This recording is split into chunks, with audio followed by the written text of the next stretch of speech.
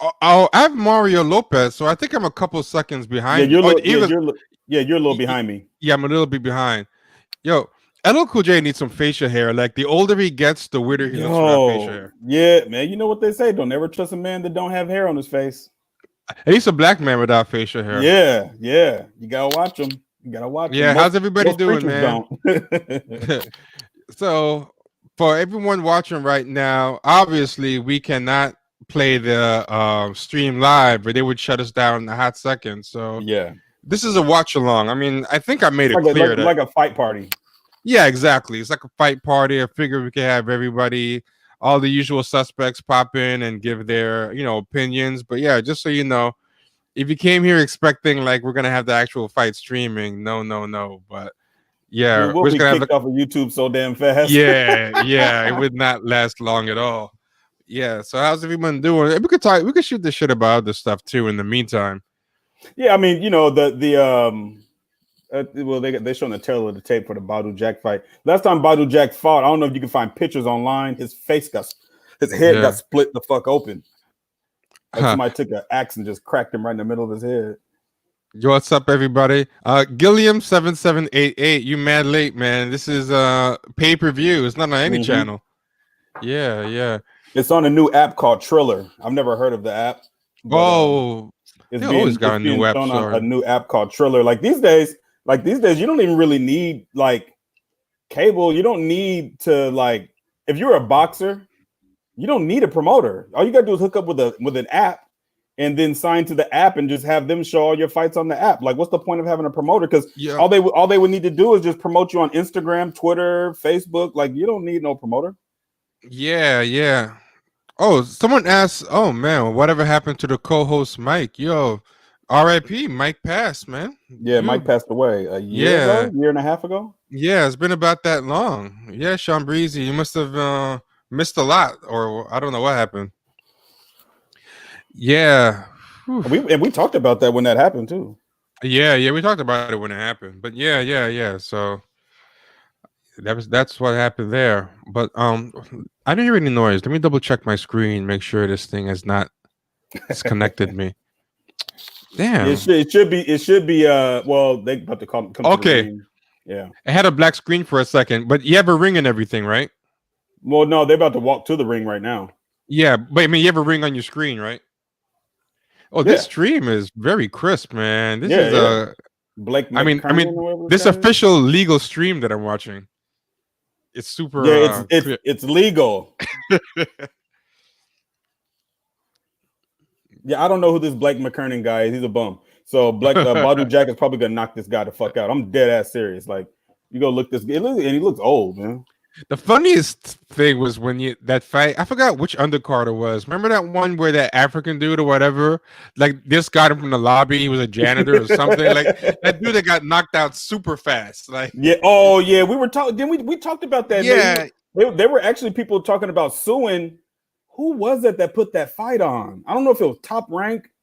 I forgot. I don't remember who it was, but they were talking about suing them because he had no business being in the ring at all. Like this dude was. Even as a scrub. He was a novice, like a straight novice. Yeah. Like, I mean, there's just people in the street who just fight normal who would have a better chance than him. Like, have no training. I don't know what. He only had, like, at that point, he only had, like, 2 pro fights, but he wasn't supposed to be fighting a guy on that level. This guy that's fighting right now, this Blake McKernan dude, this dude's 13-0. I don't know how old he is. He's 33 years old. He's only had 13 pro fights. Like, well, for that age, that's a low amount of fights. Yeah, man. Where the hell's this dude been? Like, some people do good starting late, like Deontay Wilder, but that's very rare. That's very rare. Most fighters start young. Yeah, he's fighting Badu Jack, who's been in the fights with Jean Pascal, Adonis Stevenson, James DeGale. Like, he's been in there with real pros, champions. Yeah. So he's probably gonna hurt this dude. Or if Badu Jack gets hurt in this fight, that means his career is over. He's washed. He's been around. I mean, Badu Jack's what, 30? He's 37 years old. So, but he's had a lot more. He's had a lot more fights than the 33-year-old guy. Fuck yeah. So this might, if Badu Jack loses this fight, it's probably because he's done. And You know, he bounces around like you never know when Badou Jack might be fighting on PBS or something next. You never know. PBS Masterpiece Boxing. Mm-hmm. For real, Masterpiece Boxing.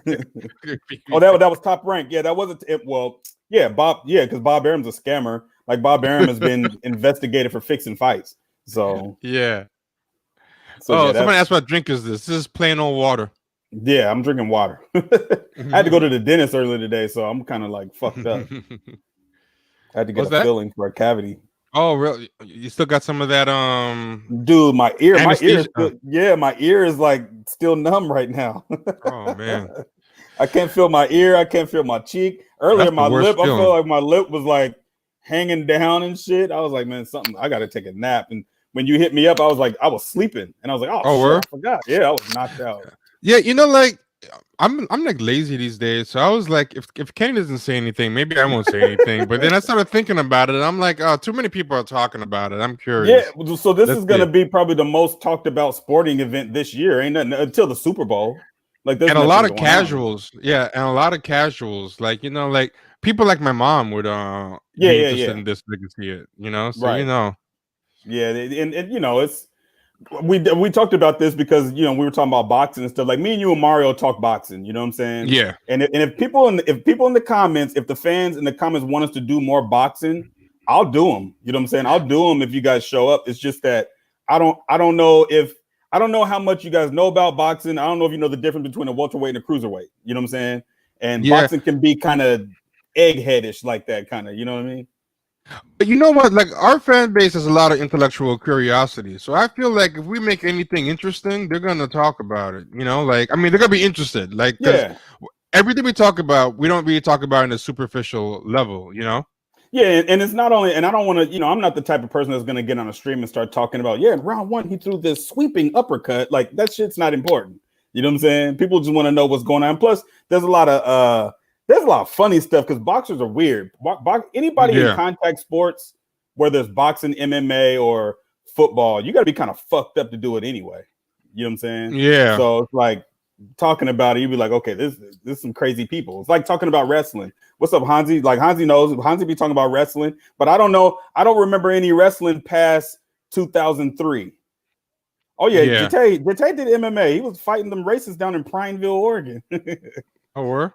Well, like 4 hours away from Portland. I would never go down there. He got balls. But yeah, you know, like Hansi, he talks wrestling. Jete talks wrestling, but I can't remember too much about wrestling past like 2004. Yo, I'm not really into recent wrestling, but I was channel surfing, and they got this new wrestling league. I don't know what it is, but that league, it's super watchable. I think it's called AEW or something. Yeah. That's what I just sent Jete the other day. That clip. Oh, where? Dude, that thing. I might start watching that one. Yeah, that one is dope. That you know, because people always act like they're too good to watch wrestling, but really, at the end of the day, if you know, understand wrestling, a really good wrestling match, a really put together match, man, that shit is dope, dude. It is. The AEW, I was pretty impressed with it. Somebody showed me some clips from some WWE ones. I sent them WWE UK. Okay, it wasn't AEW. The ones that I like in WWE are not even the big guys. Like they have like these women that fight that are. I think the women. Whenever I see a female clip, it's better than the male clip in WWE. But AEW is this guy Cody Rhodes. Damn, Colonel Kobe Gaddafi hates everything. He hates AEW. If Cody Rhodes is that Dusty's son? Yeah. I mean, no. Okay. Is it? Oh, yeah. Or his grandson? No, I think it's Dusty Rhodes' son. There's a guy called Goldust who I think is. That's Dusty's I think it's Dusty Rhodes' son too, right? Yeah. That's Cody is his son. Yeah. And I think Goldust is his. I always forget. Hold on. Which one is Goldust? They're all related. Rhodes. Dustin Rhodes is Goldust. Okay, and then Dusty Rhodes is Dustin Rhodes' father? Yes, his dad. Yeah. So then Dustin and Cody, I think, are brothers. I think that's how it goes. Yeah. Cody had this horrible gimmick for a second where he tried to be Stardust, like a companion to Goldust, and that was really whack. Yeah, I remember that Stardust thing was whack, but his new gimmick is good. He's just regular, I think. Yeah. Men of culture. Hey Um, man, I was just talking to Jay on the phone yesterday, and I was telling him we were talking about wrestling, whatever. I was like, dude, I still remember Honky Tonk Man and Tito Santana, dude. And oh I God, got fucking mad Superfly because Snook, yeah, yeah, Superfly Snooker. Honky Tonk Man hit him with the fucking guitar and took the belt from out. That was that, but that's the point. Like if they can draw you in emotionally, like that's the point. That's the whole point. Like that's the whole Yeah. point of it, you know? Oh man, those Yeah. Superfly. Jimmy Snuka did kill somebody. He's in prison right now. Oh, I No, didn't know or did that. he die? Did he die? I know something happened tragic with a lot of them, but I don't remember. Oh yeah, something Yeah, funny did Jimmy's happen with dead. him. He I killed saw his it on girlfriend. He like YouTube. strangled his girlfriend out or something like that. Something weird. Something weird. Oh, he said Jimmy's dead. And then and then Jimmy's dead. Like, he beat a girl to death and then he died. Oh damn. What's funny is that I don't know if Jate knows this. He might know this because he's old like me. But he's not from Portland, but they used to hang around Portland a lot. Like a shit ton. They used to be around Portland and they would be out in the Columbia Villa where all the black people live because Yeah. wrestlers were poor if they wrestled in Portland, you know, and they'll be like showing us moves and shit. So it'd be like people like Jimmy Snuka, Billy Jack Haynes, who else, man? Brian Adams. Used to be a bunch of them. There'd be a bunch of drug addicts, though, man. I don't remember Brian Adams. Brian Adams was Crush from Demolition. Yeah, Roddy Oh, Piper. okay. When you say Crush, now I remember. Oh man, Iron Sheik, who Captain Lou Albano. Do they still have managers? Are managers gone? Managers were the Bobby Heenan. Mm-hmm. Those managers used to be the joint. Jimmy Hart. Bobby Heenan's dead. He died. Oh, I'm sure most of them are dead. Because those guys don't live a healthy lifestyle anyway. Fuck no, man. Those dudes would be drunk as hell in the hood, and the kids loved them because they would show them all the moves and shit, and like, you know, do crazy stuff. Yo, one thing I realized when I got older was which wrestlers could wrestle and which ones couldn't. Like Hulk Hogan was a horrible wrestler. Oh my god! You're speaking to Jate. You're talking to Jate right now. You're talking to Jate right now. He's gonna agree with you like a motherfucker right now. Oh, you agree? Yo, I used to like his charisma and stuff, but when I watched his old matches again out of nostalgia, oh man, that guy could not wrestle. That leg drop was the worst finisher. Oh, that thing was.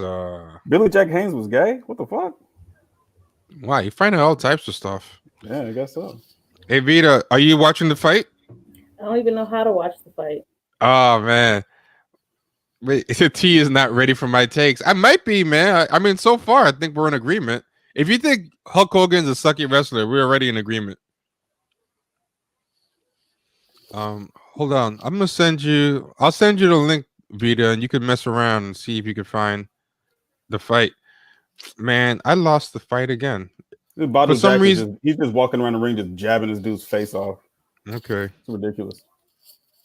I'm going to send you the link in the meantime, Vita. This is ridiculous. Yeah, when you go to the link, it's hard to explain, but if you know your way around the internet, you'll figure it out. But it's like you got to go and basically, I'm sending Vita the link to this official, not bootleg stream. Wink, wink. That I'm legally allowed to share. Right. Sponsored by Nike. Exactly. Because one thing about Champagne Sharks, we do not support bootlegging of any pirating, nothing. Yeah. The same. Someone gave me a hacked Fire Stick. I actually unhacked it just because I hate pirating so much. I said, I'm gonna unhack this thing. I went online. I'm unhacking this and I'm getting cable and I'm going to pay a cable bill. Yeah. I unhacked the hell out of it. I made sure. People want to know if you got a new cam, Vita. Oh, wait, but we can't hear you though. No sound. Can't hear you, G. No, we can't hear you. You look clear as hell, but now the sound is Uh-oh.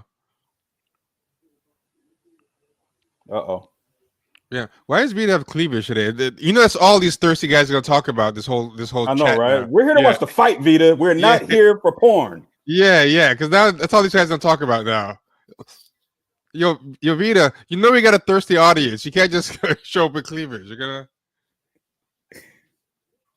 Okay, now we still can't hear you though.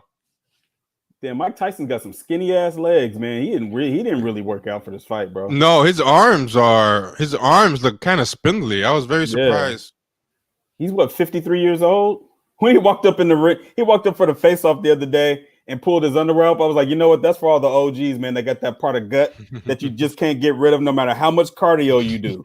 How many crunches you do, you're not getting rid of that part of the gut, that bread basket.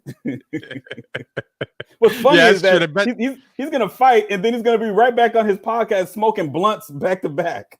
Oh, he be smoking blunts? Fuck yeah. Now, hot boxing with Mike Tyson? Oh. Okay. They're getting high. Can we hear you now, Peter? Oh, no sound for some. Okay. Yeah, I hear you. Sound low. Okay. I hear you, though. Now, first of all, just so you guys know, I actually wear this. I have a ton of black t-shirts. Yeah.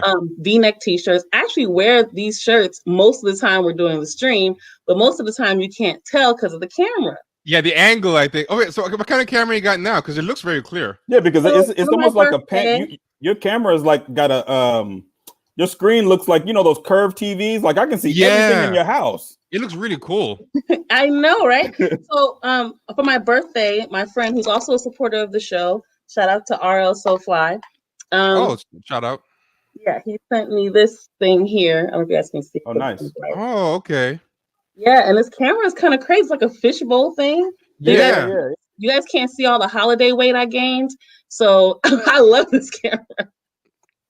Man, I have gained. I've started losing it finally, but my COVID weight has been out of control, man. I just started losing it again, but I lost weight, and then I had my birthday, and I didn't let my birthday stop because people keep wanting to take you to dinner and take you to lunch. And I'm usually on a very extremely strict diet. I usually do Whole30, but not for 30 days. I do it like all the time. Okay. So which is pretty hard, but I usually do that, and I was losing weight. But then my birthday came, everybody wants to take you out. Then Thanksgiving came. My mother made sure to supply me with mini plates. So, it's pretty much. Look at this. COVID Gaddafi is dropping game. You said it's just cleavage. It's not even her best part. That would be the smile. See, you need to bring more of that energy, COVID Gaddafi. Where's that guy most of the time? Like, I think COVID Gaddafi he's scamming us, man. I think he's full of shit most of the time. He got low key game, right? Like he's just telling a story. He's like a fake incel. You're trying to say he's a pseudo incel? Yeah, a fake one. He's thinking it, man. He wears an incel costume. Vita got the cleavage shower 6000 brought to you. Cleavage shower to 6000 brought to you by HP. You know, it's a good camera. What can I say? But next time I'll make sure I wear a turtleneck or something. So you know what I think it is too? I think it's like the actual angle because it's kind of going down, whereas usually the laptop one is straight on. Yeah, so everyone. Yeah. So it's just look at how this camera is. Look at how weird that is. You know what I mean? Like it's just I didn't even know it was gonna, because most of the cameras I use, even if I tilt the camera down some, you're only gonna get like up here. So yeah. Somebody said you're dirty macking. Who's dirty macking? Well, who knows? We might get more. We might get more likes out of this. If you guys like, if you guys like the new camera, hit the like button. You guys like the new camera. Yeah, I don't know if you guys didn't know, I've always had cleavage, so it's not something I can do anything about. It's just life. So did you see the link by any chance? Where did you send it, on Twitter? Oh no, it's in the chat room to StreamYard. If you look in StreamYard, you'll see it. Oh, the private chat. Okay. Yeah, the private chat. That's the chat you guys are not privy to. This is the fight. Nate Robinson and Jake Paul is next. That's when all the racists are gonna come out. Oh yeah, a lot of these racists, do they even know who Jake Paul is? Like, I feel like they just come out because they're just happy to see a white guy fight a black guy. Because I refuse to believe all these people even know who Jake Paul is. They don't even know who Nate Robinson is. I got the fight. This is like one of the pre-fights. Yeah. Okay. Yeah, this is the second most popular fight that everyone's waiting for. It's a YouTuber versus Nate Robinson. Oh, I heard basketball about player. Basketball player. I heard about it. I heard about that one. How's it going? I'm just not tuning in. This is this is the fight before that fight. So. Oh, okay. Oh, this is the fight before the other fight. Everybody's looking. Yeah, for. Nate Robinson. Yeah. Okay, This is the guy that's fighting right now, Badu Jack, the black dude. He's he's probably past his prime. Gotcha. On a totally unrelated note, this is the longest in a while that you've gone without being banned, Kenny. Like, I know. You're on a street for a sec, yeah. I know. I'm not. I don't want to jinx it. Knock on wood. Man. I have not been banned from Twitter.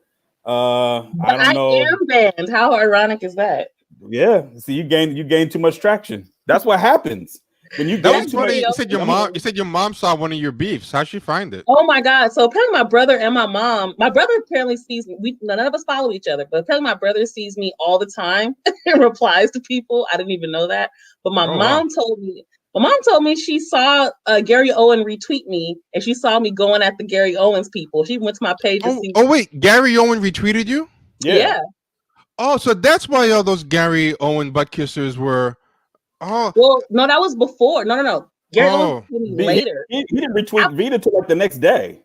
Oh wow. So that's sad. The amount of black people that love Gary Owen like he's their dad is really sad. I had no idea it was that bad. I did not know. Well, it was so crazy is I kept getting accused of saying it just to get people to look at to go to our podcast because I have it, in our in my pinned tweet. Yeah. But I literally did not think me saying Gary Owen is racist would be anything black people would take with offense. I thought it was statements you take with a grain of salt, like water is wet. They acted like you were talking about John Brown. Right. They were like, Gary Owen has done so much for black people. Right. Oh, they kept telling me he did shit for black people. When he retweeted me, he said he donated to an HBCU and to Tom Jones thing. Right. That's irrelevant to anything I was talking about or to the person he got mad because I responded to somebody else who pointed out that his scholarship program did not help black kids because black people kept saying that he had a scholarship program for black kids, literally all white kids.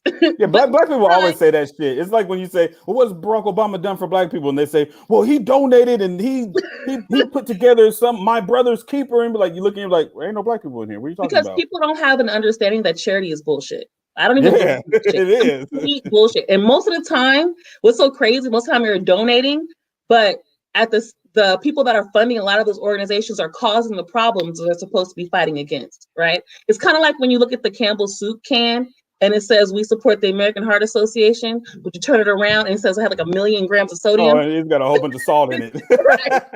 You know what they call that? They call that funding both sides of the war. Exactly.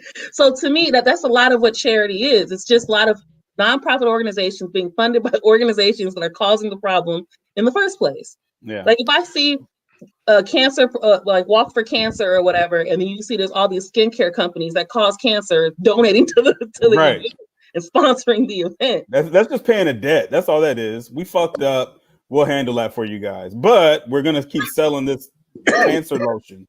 Right. So just donating to charity to me. Two people that I know. I didn't know that black people would jump to that dude's defense like that. Because I didn't think he was that popular. I've always seen a few, but like a handful, but there's always some sellouts. But I mean, this was a legion of people. Like it was a huge thread. But also, though, you got to remember, I always have to use the Twitter context. A lot of it was people that just want to talk shit, that don't even watch his comedy. It's the same thing with black people that be defending. Hold on. It's almost like the black people that defend Eminem to the death. You didn't buy that motherfucker's music, man. Like, don't lie, bro. You don't buy his music. Some of them do, man. I don't know. Black people ain't bought Eminem shit since 2002. Well, the thing about Gary Owen, though, is that the people that were responding to me were clearly fans because they were telling me like he was on Comic View and he did First of all, I remember him on Comic View, but I don't. People tend to assume those were the wacky years. First of all, people always assume I'm younger than I am. So when the conversations around the crime bill come up or Gary Owen, apparently I'm too young to understand anything. Right. Not understanding that I'm almost damn near 40. So, right. But everybody who I remember when Think Like a Man came out, most black people were like, "Who's that white guy?" Because at that time, by the time he was on Comic View was kind of played out. Like people weren't even years later. Yeah, people were watching the Ronaldo Ray years and stuff like that. Yep, Most, yep. yeah, like D.L. but Hughley and all that. yeah, D.L. Hughley. Like, I don't know anyone who watched the Gary Owens years. Yeah, No. people in your comments were like, I remember from Comic View. It's like, who cares? How They cherry pick. There are so many Comic View quotables that I've heard people say over the years. I have never once heard a Gary Owen quotable. Not one. I'm tell you right now, I didn't even know he was on there until y'all told me. I didn't even know. Yeah, I didn't know till I saw your replies either. But yo, I'll say something else too. Even if he did do good charity, let's say that the charity wasn't bullshit. Say he was donating to black students. I still say who cares? Because if you're doing racist shit, you're doing racist shit. Like the implication that somebody can buy the right to disrespect you is a really bad precedent. Like to me, like if you donated to the Anti-Defamation League, and then start doing anti-Semitic humor, they wouldn't go for that. They'd be like, well, keep your money there. Like there's this weird thing that we sell ourselves so cheap. You know, if you do anything for us, you know, people are like, oh, there's someone saying he defended his black wife. Like he's married to her. That's he's like married to her. He doesn't have a choice. That's bare minimum shit. Your wife, shouldn't you defend your wife regardless? Like him defending his black wife. This is what they told me. He had a black wife. He had half black kids that he took care of. So therefore, he's not a racist. So I don't know if you guys know this, but black vagina apparently cures racism. But that's the same shit they would never give a black guy credit for. If it was a black guy, I said that too. Because if a white woman had came out, if white woman said some racist shit, not one single person, black woman or black man, because remember, black men and women were going at me about Gary Owen, but black men and women nobody would say, oh, it's okay that she's racist because she's married to a black guy. They would blame the black guy. You see these niggas, all they do is mess with these white women, and it would be a whole bunch of bullshit. And they would say he emboldened her to be racist. Yeah. No, but I'm talking about like a black man with a black woman. Like, if he stuck up for his wife, and there was a black man and a black woman, they'd be like, well, you're supposed to do that. What, you want a medal for doing your job? You know, but yeah, it's like the bare minimum they always give. Same with Kamala Harris and her husband. That is an article in Washington Post about how amazing he was, you know, and it's like it's a come up for him. Like, you know, they're saying he's willing to give up his job. Where is Gary Owen from? Is he from like Milwaukee? Ohio. Oh, he's from Ohio. Oh, okay. Yeah, I learned that from that conversation because I did not know that initially. Fucking idea where that dude's from. But it's interesting because I see Isaac. For some reason, my thing is like super. Is it being real choppy? No, it's like constantly resetting my settings to like zooming out or something. Well, anyway, so Isaac K, Gary Owens, and Michael Rappaport have this weird relationship with the Black entertainment community. And I noticed that for years. And I said the exact, first of all, Michael Rappaport to me has revealed himself as being a racist multiple times. Of course. And I've actually seen him in person. He's one of those white guys who shows up to a lot of the underground hip hop stuff.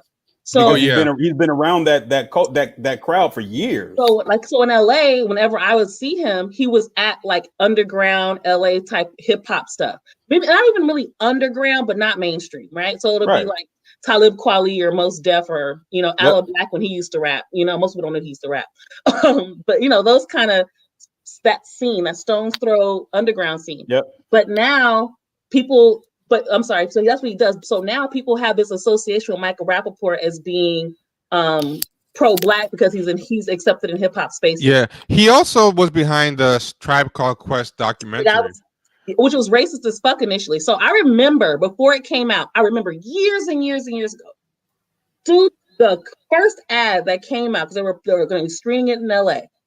And the first ad that came out on the radio, the movie was not called Beats, Rhymes, and Life. It was called Beats, Rhymes, and Fights. Yep. Yeah, and then the promo is them arguing and fighting, and it was just like, damn, this is like kind of gross. The way, and it was really like petty and gross. Yeah. And then when you then after it came out, they changed the name and everything. And then I remember Tribe had went on MTV. And they were basically saying that, as Black people, we have to make sure we tell our own stories. Because they were basically trying to say this movie was bullshit. Oh, yeah. Him and Q-Tip got into a huge fight over it. Huh? Him and Q-Tip got into a huge public fight over it. Oh, yeah, I know.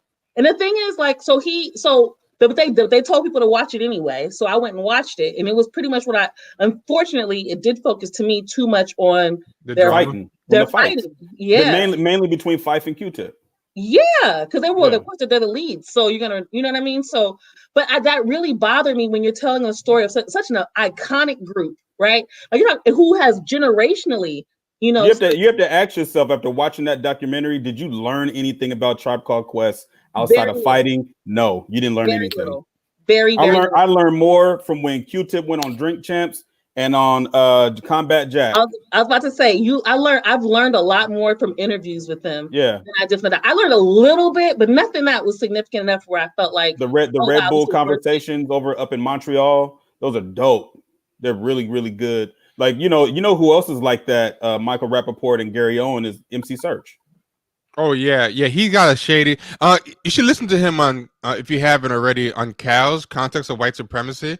I feel like that was early on in the show, and I think Gus Renegade didn't hate white people as bad yet, because Gus Renegade was pretty excited to have him on. You could hear him in real time get disillusioned by all the bullshit Search was talking about, and yeah, I remember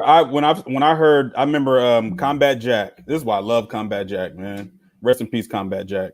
And he used to talk about when he worked in the Def Jam offices early in his career. And at that time, that's when MC Search in third base was blowing up. Gas Face was out, all that stuff. And he said that he thought it was weird that MC Search was just going around the Def Jam office using the N-word like he was black.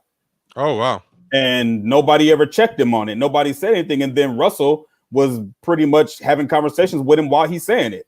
And Jack was, Reggie Osei was like, what the fuck is this all about? You know what I'm saying? So to come back and he's another one married to a black lady, but to come back years later and see this type of person and this type of shit that he be doing, like, dude, and this is what people got to understand. Just because you have sex with a person that's not black and you a black person does not mean they won't roll out of the bed and be racist towards your ass. Like, where did you get this idea from that sexual access means that they respect you or hold you to any type of equal status in society? You can go pick up a prostitute.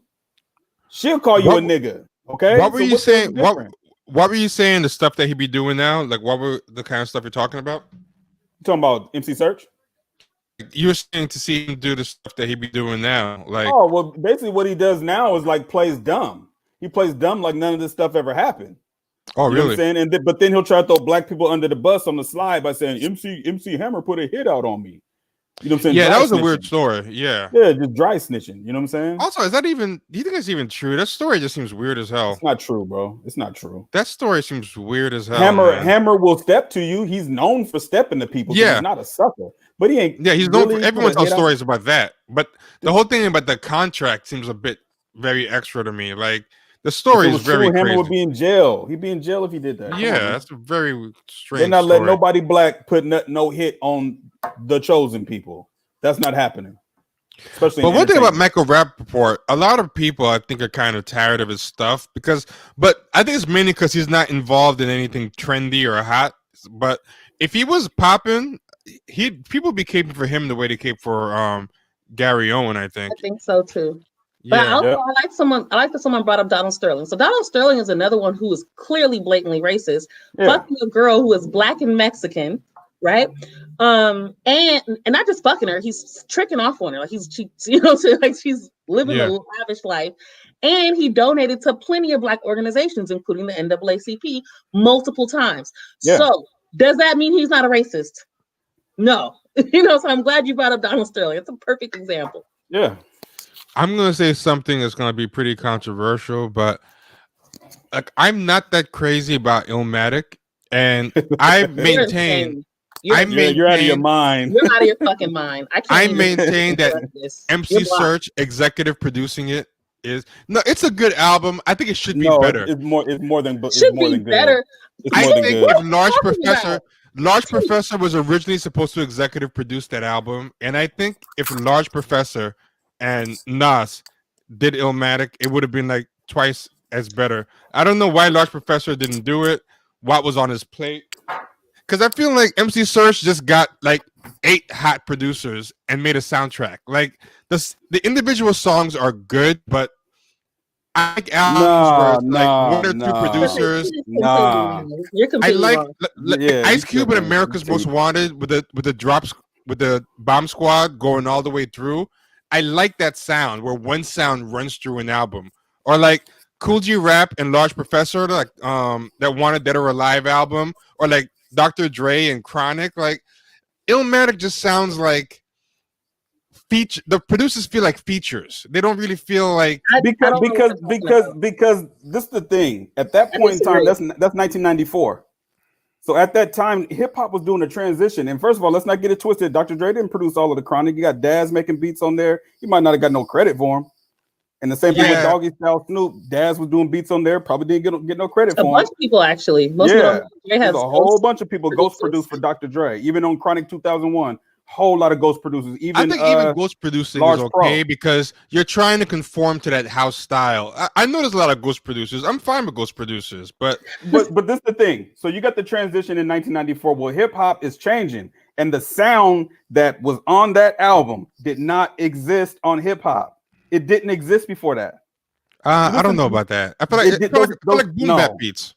No. It's deeper than that. I do understand there were many producers on it, and I mean, don't get me wrong, and they were like the top in New York producers at the time, right? Like they were the top producers. Right? So because you got Tip, you got Pete Rock, you got Large Professor. So you definitely have like the top of the top cream. And Premier is on there. And Premier, of course, right? They're so you great have the songs. Top of the top producers. I get that part of it, and I do think that's something to be said. However, I don't see how you can't say it's not it sounds extremely cohesive to me. Even the songs I don't particularly care for. I don't really care for Memory Lane, not like that, but I think it flowed with the rest of the album totally fine. I think the beats that they picked flowed together. So I can't agree with that. To me, it's literally it's top 5 greatest albums ever. Yeah, it really is. Almost, you know what I mean? Like Reasonable Doubt's my number 1, which also had multiple producers. Absolutely. Thank you. What's that? Reasonable Doubt also had multiple producers. Yeah, but the same producers from Illmatic, basically, almost. I feel like Reasonable Doubt. No, there's always multiple producers. But see, I feel like you should have someone do like half to most of the album. Then you toss off 1 or 2 songs to a producer. Wait a minute. Yeah. How many producers do you think was on Paid in Full? Paid in Full, I don't remember how many producers were on it. It was more than one. It wasn't just Marley. Marley did some of the ghost produced some of the beats. Well, no, I'm not saying. First of all, I'll say 2 things. I'm not saying it has to be 100% one person, but I think it should be a majority one person. And ghost producing, I don't really mind because you're still trying to sound like the original guy's sound, and then the original guy has to sign off on it. Yeah, so but Nas didn't have an original sound. He's a rapper. He didn't have an original. It's not like DJ Jazzy Jeff and the Fresh Prince, DJ Premier and Guru, DJ Polo and G Rap. He's a solo artist. He's on his own. Someone asked, Isaac asked which large professor albums that I like produced by him. I like the first Main Source album, and I like Wanted Dead or Alive by Cool G Rap. That was like, I think like 70%, if not all, Large Professor. He had some other people on there too. I think Marley did some beats for him. I mean, that's just my personal preference. I think Illmatic is a good album. I just think it could have been better if Large Professor did the whole thing. I like Knots and Large Professor the best. So basically, what you honestly, it's just biased because you wanted Large Professor to produce it. That's what. Thank you. I was maybe I was just about to say. Yeah, maybe. Are you telling me that Large Professor is a better producer than Premier, Pete Rock, and Q-Tip? I just like how they flow together. Even to this day, I think he's better for Nas. I'll say that. I think he's better for Nas. I think they go great together. Like after Illmatic songs. Okay, let's. Even after Illmatic, whenever Large Professor does a song with Nas, I like it. Like that song One on One. I think that one's by Large Professor. Like I don't know. I just think they go well together. But yeah, I mean, co-producing and ghost producing, man. I'll give that a pass. But I like Illmatic. I just feel like it's too schizophrenic to me in some ways. But that's one of the greatest hip hop albums you'll ever. You know what's funny about Illmatic? Illmatic and Reasonable Doubt and Ready to Die. If you play them today, they sound like they came out yesterday. Illmatic to me, does not. I can't say that about Illmatic. Yeah. Illmatic to me sounds dated as hell. Was Trump? It doesn't sound dated to me. It doesn't. Illmatic to me was upstaged like instantly. Like in the short while after Ready to Die came out, I feel like Ready to Die was better than Illmatic. The Wu-Tang album I thought was better. The first Wu-Tang album? Yeah. Chambers. Well, Yeah, but I mean- that is so that's another one of my top albums ever. But I'll say this as someone who lived through it, people stopped playing Illmatic fast. People won't admit it, but we all played it for like a couple of weeks. But there's a lot. There's a lot we Enter- won't admit. to that, I was When Enter the 36 Chambers came out, and we not New played York. that. Yo, when Enter the 36 Chambers came out, we played that forever. Like that was like a good summer of playing. You Same were with also Ready in to Die. New York. And I think Yeah. looking Yeah, at it from a perspective of what the people in New York were doing, we Maybe were that's what I'm listening to talking. Yeah, Illmatic. maybe. Listen. Yeah.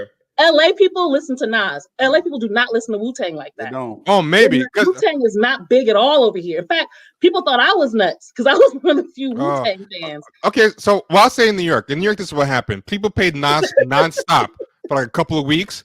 Then we kind of forgot about it. Wu-Tang, that thing lasted forever. People played Wu-Tang until the solo albums came out. And then when Cuban Links and all that stuff came out, people were still playing the first Wu-Tang album alongside that. Same with Ready to Die. Think of like this though. Yeah. Illmatic is more like an avant-garde hip-hop album. It's got That's jazz fair. Maybe samples that's all true. over it, to where Wu-Tang Clan, you gotta remember this too. And I don't live in New York. I ain't never been to New York. But from my vision, looking at what used to come on Rap City at that same time, you had Rap City Countdown would have Blase Blase as the #1 song on the countdown for weeks.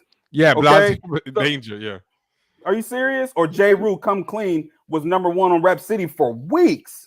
That's a good point. And that's I'm sorry. Go ahead, Vita. Go ahead. I was gonna say you're making a really good point because that's along the lines of what I was thinking as well. And at that time, New Yorkers, y'all like that dirty, gritty, instrument. You can hear pipes dripping and shit in the background. Sound. So of course, that's fair. Chambers is gonna be wild for y'all, right? Yeah, we did like that. A lot cleaner. It's you know what I mean? It's a lot smoother. Illmatic is an avant-garde jazz hip hop album. No, he's saying Illmatic would play it heavy. It was. I'm saying people just stopped playing it just as fast. Like I feel like. I think people are really looking forward to it. Yeah, T is biased. Hell yeah, he's biased. He's a large Professor fan. Yo, I feel like I like I even like the infamous Mobb Deep album better. Yeah, but that was a different level though. That's a different level. I not say it's better than Illmatic. I will say though, as far as standing the test of time, I think more people today were more likely to listen to Illmatic than listen to like 36 Chambers and Infamous Mob. I will agree it's kind of aged better. Maybe you're right. Maybe it was avant-garde. But this is the thing. This is the thing about Illmatic. And not just Illmatic, but we got to tell the truth about a lot of shit. When Illmatic first came out, wasn't nobody buying it. When Reasonable Doubt came out, wasn't nobody buying it. Oh no, Illmatic, a lot of people were buying it. Wasn't popular like that. People were buying it. They just were buying it in the streets. Black people who were listening to hip hop were buying it. Hip hop was not mainstream at the time. Right. Like, so the mainstream, like Wu-Tang Clan, that shit went platinum immediately. Me and all my friends, everyone I knew, everyone bought Illmatic. I played Illmatic about 4 times the first day I bought it. We had a listening party in my room. We all got together. Like Illmatic was pretty popular, but the buzz for Nas. I want to add this too. The thing you have to also consider, T, is what do people younger go back and listen to? Illmatic. Right? Probably Illmatic. When I was in school, so Illmatic came out in '94, right? I was in school in the 2000s. Okay, like I graduated in 07. So at that time, people were going back to listen to Illmatic. Yeah. People were going back. I never once heard anybody going back to listen to the Infamous. No, that's never true. once. No, they go back and listen to Murder even the Music, Wu-Tang, even the first Wu-Tang album, I don't think people listen to as much now. Like not as much as Cuban Links. Well, yeah, Cuban Links I think is probably more classic status than the first. Yeah, I was gonna say Wu-Tang's a little bit different too, in that they were such a movement. So even people who don't listen to Wu-Tang like that, don't listen to rap like that, like Wu-Tang. Yeah, my mama knows who Wu-Tang is. Yeah. Well, my mom's a hip hop head, so she don't count. But. Exactly. I mean, but you know what I'm saying? Like, my mama called me on the phone and start asking me questions about each member. You know what I'm saying? This is 30 years later. You know what I mean?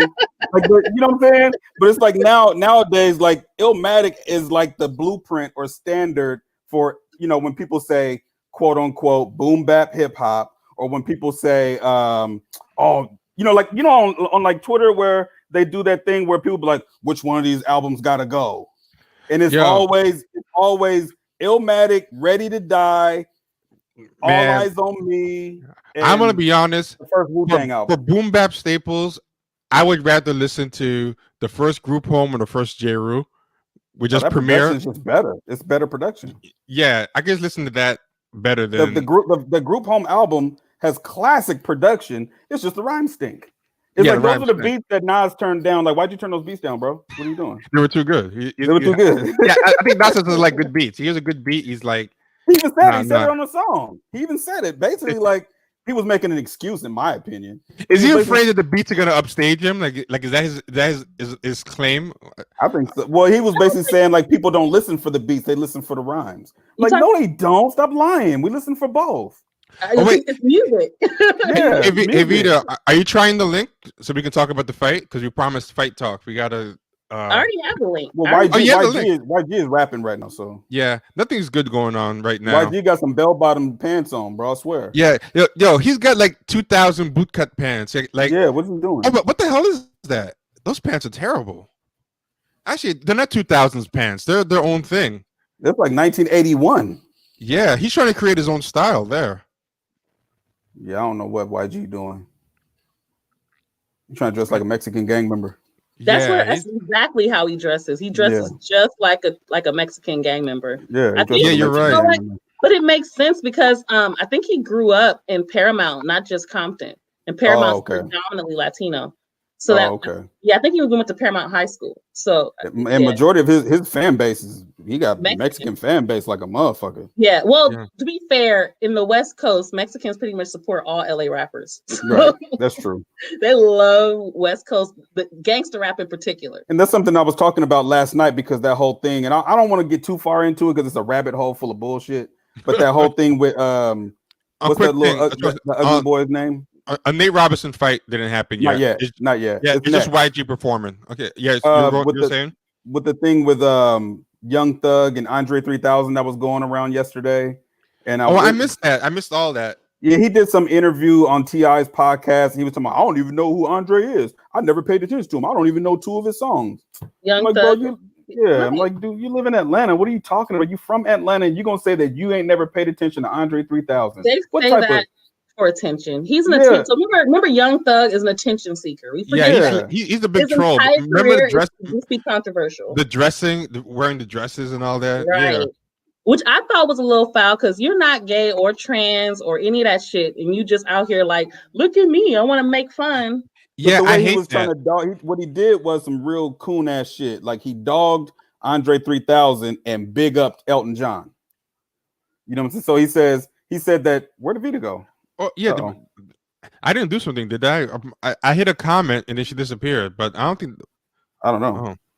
I think you know what Young Thug was saying was, I guess he tried to do a song or something with Andre 3000 and it didn't work out or whatever. And then he started talking about this is what he said. He said that Andre wants his ass kissed, and then Elton John wanted to kiss his ass. I was like, what kind of bullshit is? And my whole thing is this: I expect these dudes, and what killed me was the people in the comments were making it like Young Thug is some youth. Man, this motherfucker's 30 years old, acting like a 16-year-old. But this is my whole thing. But also, if he's gonna do a song with him, then he knows who he is. So why are you saying he doesn't know? Why did you want to do a song with him then? But this is my whole thing when it comes to hip hop, and this is why I don't like hearing people cry about the labels and outsiders, because we don't even respect the craft. We don't respect our artists. Why is it that I can go see Big Daddy Kane here in Portland, downtown Portland, you know what I'm saying? But the Rolling Stones is selling out Wembley Stadium today, and them motherfuckers is 103 years old, doped up, and almost dead. But and Bruce Springsteen, but our classic rappers, even LL Cool J, LL, Rakim, when you go see them, you're not gonna see them at Staples Center. Are you serious? Dude, they're not gonna get the Staples Center. I used to, last time I saw Big Daddy Kane, there was a bar called Sputnik in Brooklyn. It was just you saying that is disrespectful, man. It was a basement that they had for doing shows. It was a basement of a bar, and there was Like there wasn't even the stage. He was just standing in the middle of a crowd of people. That was the cool, show, Big man. Daddy Kane. Yeah, and that was horrible. And Big Daddy Kane, I've seen him on Drink Champs. It's like he doesn't perform because he needs the money. That's the last thing that dude needs, is money. He does it because he still loves hip hop. He loves rap. But the you're not gonna find these little young white kids in their little garage band saying anything bad about the Ramones. No. Or Metallica or question. Led Zeppelin. Why doesn't he need the money? Because I figure he doesn't need the money because he's never out there being thirsty or anything, you know. So I was just wondering what good money moves he did to not need the money, because he seems to not need the money. I've never seen him debase himself. Well, you gotta remember, Big Daddy Kane blew up when he started doing shit with Patti LaBelle. Like that was in the early 90s when he was doing that kind of stuff, Taste of Chocolate and all that shit. That might not have been big in our crowd at that time. We 12, 13, 14 years old. We wasn't trying to hear Taste of Chocolate. Let's keep it real. So, but the older crowd, the crowd that listened to R&B and Patti LaBelle was hot at that time. Oh yeah, they like that. You know what I'm saying? So he probably was just good with his money. But as far as all these other, it's like these people act like the average hip hop career lasts 5 to 7 years. I would say, yeah. If you're lucky, you get Drake. You got 12, 13 years going strong right now. Nobody's getting Drake's been in the game that long? Yeah, Drake's been around since 2005, 2006. Damn, that's sad. Yeah, he's been around for a long time. All the people who didn't have longevity, like Drake is somebody, man. I feel like I don't even know an album. Like, has Drake had a classic album? I know that he has one called Take Care, but I never really see people bumping a Drake album like beginning to end. Like I don't think he's that type of rapper. He's like Father MC. Yeah. He's a content creator. He's a rapper for today. He's a content creator. He knows what he's doing. I'm not a hater of Drake because I know that's not the music I need to be listening to. It's not my type exactly. Of music. I like Drake as long as he's rapping. When he starts singing when he started doing that singing shit is when I got annoyed. Because one, he can't sing.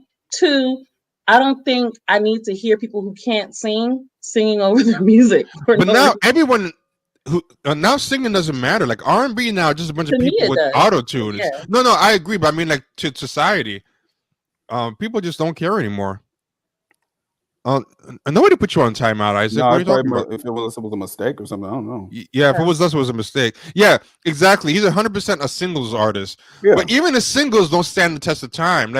Like top billing by Audio 2. Like Audio 2 were like a singles group. Like their album, I remember buying Audio 2's albums, and they were just singles slapped together, but they were good singles. Like Drake's singles, I feel like are very of the moment. Like Audio 2, who's that? Like top billing? Yeah. Top billing. Yeah. Okay. Like, but I feel like even though he makes hits, his hits don't really like. Nobody plays his hits after like 2 years. I feel like they don't. But you know what people fail to realize is that when you get older, your music taste is going to change. Yeah. So the people that are fans of Young Thug right now, they're probably between the ages of 20 and 25. But once they get to about 27, 28, they ain't gonna. It's like Lil Wayne's crowd. He just put an album out yesterday. People don't care. It's like what you guys are pointing out. Like Drake is a hit machine because right now we're in the microwave era of music, right? Yeah. The point is to just get it out there as quick as possible. It's not about taking the time to really craft something. So it's about just getting it out there. So because you're trying to create this hit machine and you're trying to just constantly churn these hits out, you don't have to necessarily, as a label at least, you don't have to necessarily try to put together a quality product. Because if you're a real artist, you're growing with your content, right? So some artists, they take a long break. Sade takes a long break. Maxwell takes a long break. Jill Scott took a long break. People take long breaks between albums because they have to live life. If they're real artists, they have to be able to. And they're also touring too. Music. They do a lot of touring. Right. Listen to Destiny's Child. Like listen to Destiny's Child in the beginning, right? And then listen to Destiny's Child's last album. Right. They sound totally different. They sound like little kids in the first album, and in the last album, it's like grown. They sound like women. They sound like women. But also, some people take a long time to make songs. I feel like Drake makes albums or songs like in a week. Like he had that recent song where he was doing a dance. You know, all these songs came out where someone has a dance. We're gonna do this dance. Yeah, the Tootsie Slide. I remember. Yeah, Tootsie Slide. Like everyone was doing songs about a dance, so he did a Tootsie Slide dance. That thing you could tell you put it together like in 3 days. Like, everyone has a song with a dance. I'm gonna do one. No one's gonna play that like in 3 months. What is Snoop doing? But the goal is to just turn it out, and it's easy to do it as Drake because you have whole teams that put songs together. Half the time, I guarantee you, half those songs he probably just lays the vocal on and maybe changes a word or two.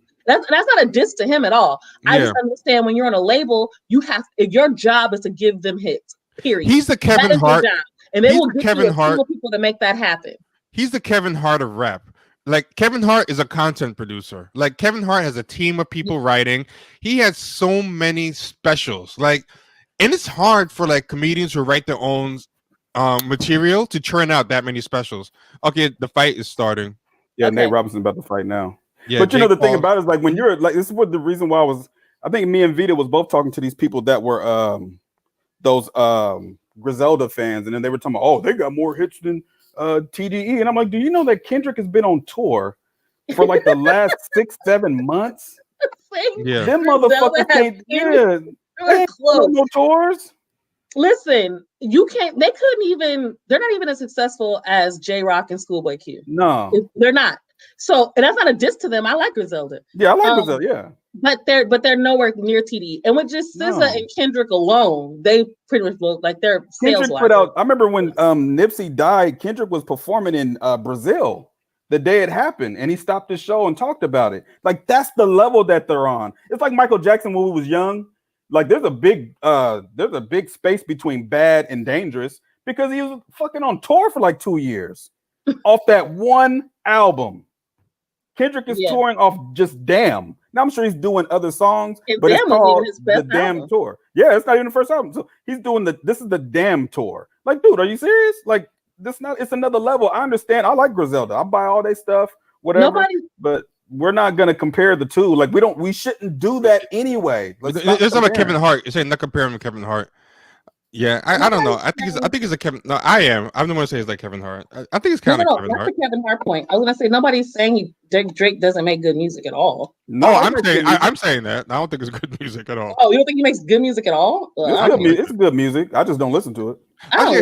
Actually, no. I'm different than you, Vita. I actually like some of his singing stuff better. He had that one Rihanna. Yeah, cheesy. It's awful. The song. It's okay in a club to me, but I don't want to hear a guy rap about tricking off tuition money. It just seems. Oh man, this looks so bad. This looks horrible. Let's see. This looks so bad. This is not. Wow. This is gonna be. This looks bad. He looks. Is he high? I don't know, but this looks bad. This is not good boxing. Oh yeah, you already know it's not gonna be good boxing. Wait, do both Pauls box? Neither of them box. They just fight for money on YouTube. They're not boxers. No, I mean, but have both of them done these type of? Oh yeah. Logan Paul did the other one, right? Yeah, Logan Paul did the other one. He got beat by that KSI dude. I think Drake's voice, the nays on this, I just can't really enjoy listening to it. Like it's just like I think just his actual voice. I'm not that crazy about as a rapper. I remember there was a big thing about him and Charlie Wilson because they asked Charlie Wilson, could he put an R&B album out? And Charlie Wilson was like, no. And people got mad at Charlie Wilson. I'm like, dude, he's fucking Charlie Wilson. You don't think he knows? Yeah. Charlie Wilson doesn't know any better than you guys do? All right, man. Wait, what did you say about Charlie Wilson? They asked Charlie Wilson if Drake could put an R&B album on it. He said no. He's not a singer. That's what he said. I don't think Drake's even put out a good rap album. Right. Well, Take Care is cool. I like that. He's a pop artist. There's nothing wrong being pop. Yeah. He's definitely a good pop artist. I give him props for that. He's a good pop artist. I think low key, I mean, people have what they say about that Meek Mill beef and Drake beef, but I think Meek Mill kind of had a point. Yeah, he did have a point. He had a major point.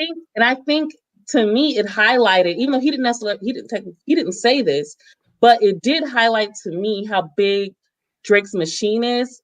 Because they were saying he won, and I'm like, when Back to Back came out, that's when people really said it. But before that, people were like, "Oh, he won." I'm like, that's kind of a bad track. Yeah. But because his machine was so big, and even then, like, I mean, even not just that, shit, Nate got knocked out. Oh, what? Already? Nate's sleeping. You're a couple seconds ahead of me because mine doesn't have that. Mine is delayed or something. Yeah, I think mine is delayed because mine isn't. Because I don't see nobody on the ground. Nate got hit in the back of the head. I'm not seeing none of that. Yes, neither. Same here. I think I'm behind you. Oh, but Nate seems surprisingly underprepared from what I'm seeing. Nate's done, bro. It's over. Is he always that fat? He's kind of fat, no? Or is he big like that? I don't You're know. talking about Nate. You're talking about Nate. I see Vince Staples in this chat. That's so weird. People be lying about their names too, so you have no. Oh, okay. Yes, I doubt it's him. I feel like Vince Staples can afford the real thing. I'd be unless he wants to just keep it real. Oh, okay. I see. This is a special site. I got you. Someone said I'm trolling for not liking Drake. I never said that people say that. Like he's so good, it's impossible to not like him. That's so strange to me. The troll was his Illmatic hate. That was a troll. The Illmatic thing, I think, is fair to accuse me of trolling on. But the Drake thing, like, I feel like if Drake came out in 1992, he would just be an average rapper. Like, I think Drake benefits from everyone being so much worse. Like, I'm telling you, in 1994 to 1996, Drake would be a mid-range rapper. It's just with all like he wouldn't even be respected. Yeah, he wouldn't be. I don't think he'd be respected. I think he'd maybe get one hit off. Yeah, it's just everything else has gotten so much worse that he like as far as lyricism goes. Now the budgets weren't as big for hip hop in the 90s either. You gotta remember that too. Hell no. In fact, a lot of artists were doing mixtapes and were independent for a long time before they got the budgets didn't get big until like that Busta Rhymes era when the Hype William videos started coming out. I was gonna say the Diddy era, like when Diddy really started, like the 97, 98. That's when you started seeing it blow up. And I think that is when Put Your Hands Where My Eyes Can See could come all of them big ass budgets. That's why Nori was talking about that, but Nori came out in what 97? Banned from TV came out like 97, and he was talking about how those budgets was. And he was talking about how he would rather be on a label than be independent. And I'm like, well, I see why he's saying that because of the type of budgets he was getting back then. But he was getting the budget from day one, though. Crazy budget. Yeah. I will say no matter who wins this fight, it's ugly boxing either way. Like, but this is what's bad. People will pay to watch this and not pay to watch real boxing. Yep. That's the sad thing about it. It's spectacle and content, man. That's what everything is now. It's just spectacle and content. It's a freak show. It's the crab boy and the bearded lady. Yeah. Well, I think Drake is definitely better than Nelly for sure. Oh, Nate's sleeping again. Yeah. I'm not seeing. Oh, I see it now. Yeah, I'm behind. God damn. Yeah, I think my shit's lagged as fuck. Yeah, mine is lagged too. I'm seeing Nate fall a couple of times, but it's behind you. So on your screen, he's on the floor right now. No, he just got up. On my screen, he's getting fixed up in the corner. Yeah, in mine, he's falling all over himself. Oh my God! Oh, he's sleeping. He's asleep. He's unconscious. Oh God. He's asleep. Oh no. Oh shit. Now I'm seeing the replay of him falling. Bro, hey, they got to get a doctor in there. He's hurt bad. Damn. He's hurt bad, bro. He's hurt bad. He's asleep. He's asleeping. He's snoring right now. How did you guys know this was going to be bad? Because I know boxing. I know better. Just the way they came out. I know that, but I mean, what specifically did you notice that made you say it was going to be bad? Well, these dudes they're not boxers, and people, you don't play boxing. Like these dudes, you're gonna fuck around and get hurt. You know what I'm saying? Like, I'm not a fan of this kind of stuff. But it's trending and it's funny. But I would never get in a boxing ring with gloves on and no headgear if I've never been a boxer. You will get hurt. And now Nate Robinson is concussed. For me, it was the stances. Like the stances just look. I thought it's a rudimentary training, but I don't know. The stances just seemed off to me from the beginning. Well, I mean, I think it's different if you're not because if you're a boxer, you do that 24/7 and for years and years. So the way your stances are going to be pristine. Yeah. Whereas these guys are complete amateurs. They're not even amateurs; they're novices. At least an amateur has been in a ring, been training. Knows how to take a punch, knows how to throw a punch. Ooh. These motherfuckers are in here throwing wild hooks and they're taking shots. And it's just a bad look. Like Nate is a professional athlete. He played NBA basketball. You would think because he's a great athlete that he will be able to box, but he's not a boxer. But the thing about boxing, from what I can tell, is that it's not just physical. It's extremely strategic. Absolutely. Oh, yeah. And split second strategic. Absolutely. The punch that knocks you out is the punch you don't see. So when you see Nate get knocked out right here, he didn't even see it coming. No, he did not. Damn, but bam, he didn't see that caught him flush too. That caught him Flush. really clean. I finally saw it. I literally just saw it now. Like it took that long for me to see it. Yeah, I'm just now seeing it too. So it seems like Vita and that. Oh, you know what, Vita? You got the link from me. That's probably why. It seems like our shit is way behind. Well, Kenny need to give me whatever he got, unless you pay for it. Yeah, no. Are you serious? I ain't paying for this shit. Yo, Kenny, if you can cut and paste your link and share it with us, because I think the one that Vita and I got is Well, I'm not watching it on my computer. I'm watching it on my TV. Oh, how'd you pull that off? You're like mirroring it, or no? I have a Fire Stick. I have a Fire Stick, but you have a jailbroken. Yeah. Oh, okay. I don't have mine jailbroken. Oh, so you used something on the Fire Stick. I have a jailbroken Fire Stick too. Yeah. If you would have, you could have went to that same link went to the Silkstream and just went to the same link on Silkstream. Oh wait, so you go on the Silk browser on the Fire? Mm-hmm. Oh, yep. That's pretty much Google Chrome. That's basically what it is.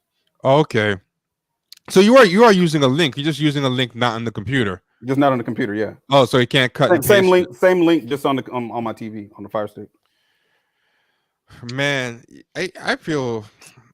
I don't know. Nate Robinson was diving and doing crazy stuff. I don't know what's going on. Bro, the internet is relentless right now, bro. This is gonna be bad. Oh yeah, they're gonna meme the hell out. It's already a meme. You already know a screen cap. There's probably like a really bad screen cap showing.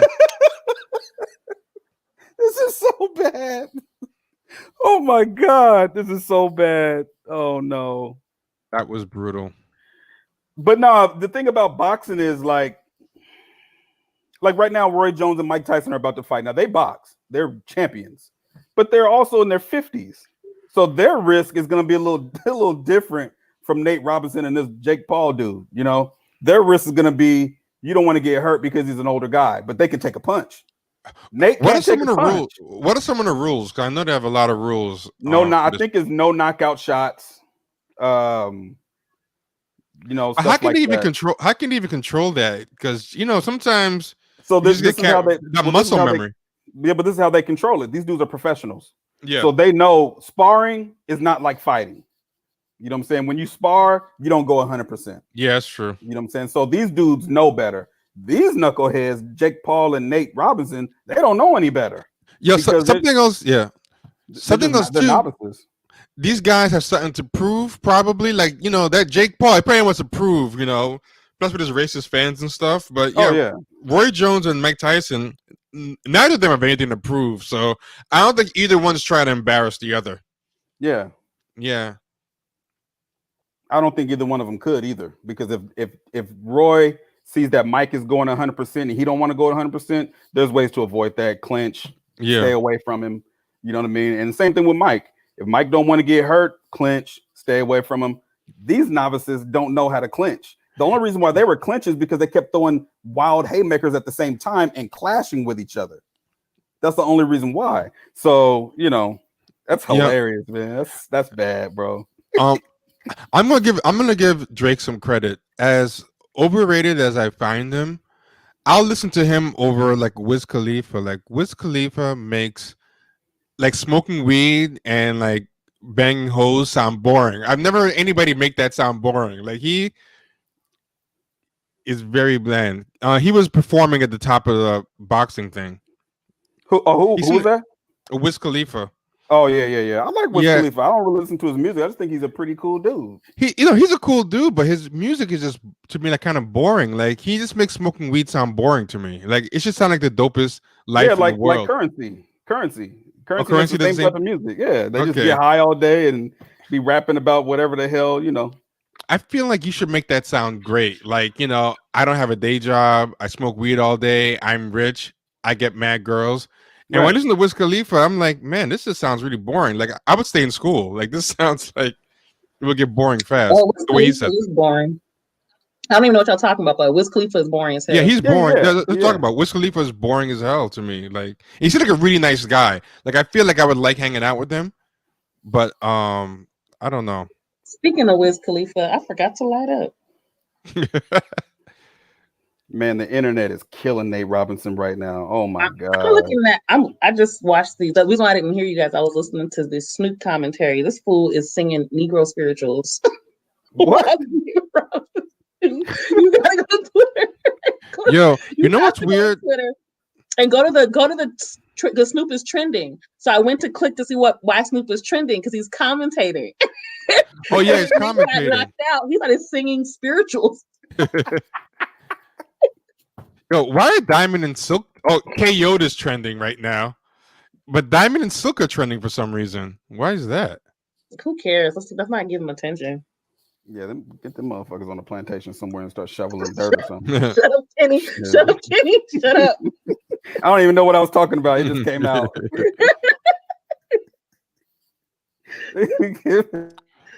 Oh, Trump was retweeting Diamond and Silk as part of his crack squad to prove voter fraud.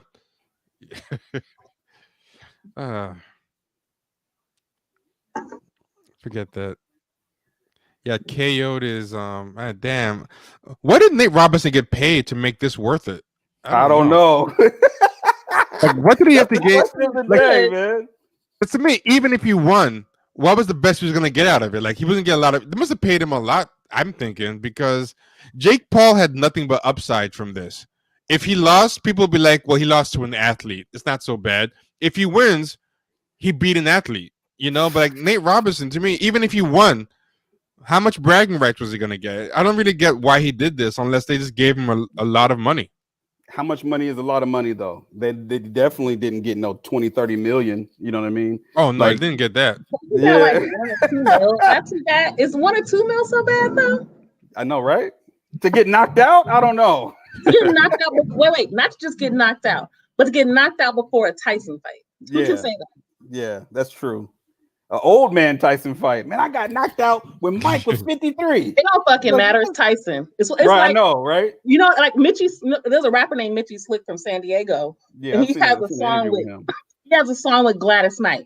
That seems random as fuck, right? What the fuck? I did not know that. And it came out in like the 2000s. So yeah, and he performed it live with her. Now, wait a minute. Wait. The song, yes. Look up Gladys Knight and Mitchie Slick. So they have a song together and they performed it live on TV. So it's crazy. Oh, okay, so apparently Nate Robinson got paid less than Jake Paul. He got paid $500,000. Oh, that's not. And Jake Paul got paid $750,000 guaranteed money, but they both get 50% of the pay-per-view. Wait. Right? How can you get 50% of the pay? Why does he get less though? Why would Nate get less? Because he's not as known as Jake. Because Jake Paul and his brother are like well known on the YouTube. I don't even know what they do on YouTube. I don't know. But they're well known in the YouTube crowd and all that. I think Jake Paul is not even the more popular brother. I think Logan Paul. So he's kind of like Logan Paul is the most popular one. What do they talk about? What do they do? I have no idea. I don't know what. I never heard of them until this thing. Do these dudes even look? Do y'all remember? Do y'all remember Sticky Fingers getting knocked out by the skateboarder? Oh yeah. Not only that, Melly Mel got knocked out by Willie D from the Ghetto Boys. At least you lost to Willie D though. By the way, Sticky Fingers had a good album and people didn't listen to it. You talking about Kirk, whatever it was called, Kirk something. Onyx in general, as a group, when people talk about hip hop, no one talks about them. People almost remember them as a rock group. They were a good hip hop group to me. That first album was solid. Come on, Onyx? Yeah, the first Onyx album was a solid album. Honestly, no one ever talks about them as. What's that? I mean, their singles still get play. Yeah, but I mean, it was. I feel like no one talks about them and talk about '90s rap. Like they just have gotten totally forgotten. But at the time, they were huge. I seen Fredro Starr in Traffic Court. Did I tell you guys that? What? Yeah, in Long Beach. What the hell was he doing? I was in the bottle. I was in the bottle section. He's kind of cute though, person. With Fredro Starr at the club. We had a mutual friend. I was like friends with his cousin who was promoting the party. He did not seem to be enjoying himself at all. He had that same Onyx face the whole party. Just looked sour. Yeah, he looked sour the whole party. Like I was like, wow, this dude really has that face. Like 24. You know what's funny is Fredro Starr on Moesha. Oh yeah, that was a weird fit. Yeah. Oh wait, somebody just said it. I think people know Fredro Starr from Say the Last Dance on Moesha. That's true. Yeah. That's true. Was he on that show Dance 360? I don't know. Who was? I know that was Kel from Keenan and Kel. I want to say it was Fredro Starr. And it was weird because was he playing a teenager? He seemed too old. It was this corny dance show called Dance 360. I'm pretty sure that's Dance 360. It was like a show that came on like after Soul Train on Saturdays. I never even heard of this show. I've never heard of that before. Yeah, it's called Dance 360. It was Kel from Keenan and Kel, and it was a Federal Star. What was they doing? Like dance competitions? Yeah, so like they would get like average people, I guess, or they're supposedly average people, and they would like do these dance offs in the middle of a circle. But it was like very diverse, so you see all types of people trying to kind of dance. That seems kind of good, actually. Battle each other in these circles. It was a network TV show. I'm surprised you guys don't remember it. No, I've never heard of that. Oh, okay. You know, Fredro Starr was in Strapped first. Then he was in Clockers. He's been in a lot of good movies. He was the one that was able to, I don't know what it is about him, but he's been the one that's been the most, well, you know, they had Sticky Fingers playing Blade. I don't know what that was horrible. That was horrible. Oh, this is playing Blade. That was bad. Okay, so this is even worse about the show. It says Dance 360 was a modern hip hop television series that aired on UPN in which different dancers competed to win $360 and an Xbox or a cell phone from Boost Mobile. Including hell no. What year was that? Sunbird scooter. So these people would come on and compete. So it's like a game show / dance show, but it's like they're just dancing. They're trying to win. Whoever wins gets $360 and an Xbox or a cell phone from Boost Mobile, including a few Sunbirds. That's like the fucking Bozo the Clown show. When I was a kid, man, they had all the tight gifts. If you won, like Bozo the Clown, then they had the racetracks, they had bikes, BMX bikes and shit. They had a Nintendo's, or at that time Sega Genesis that just came out. Like the Bozo the Clown show, man, them kids was able to win all the dope shit. I don't remember them ever winning any money though. Yo, Sticky Fingers was part of a good show called Platinum. Any of y'all ever see Platinum on UPN? It was about a record label. It was pretty good, but it got canceled after one season.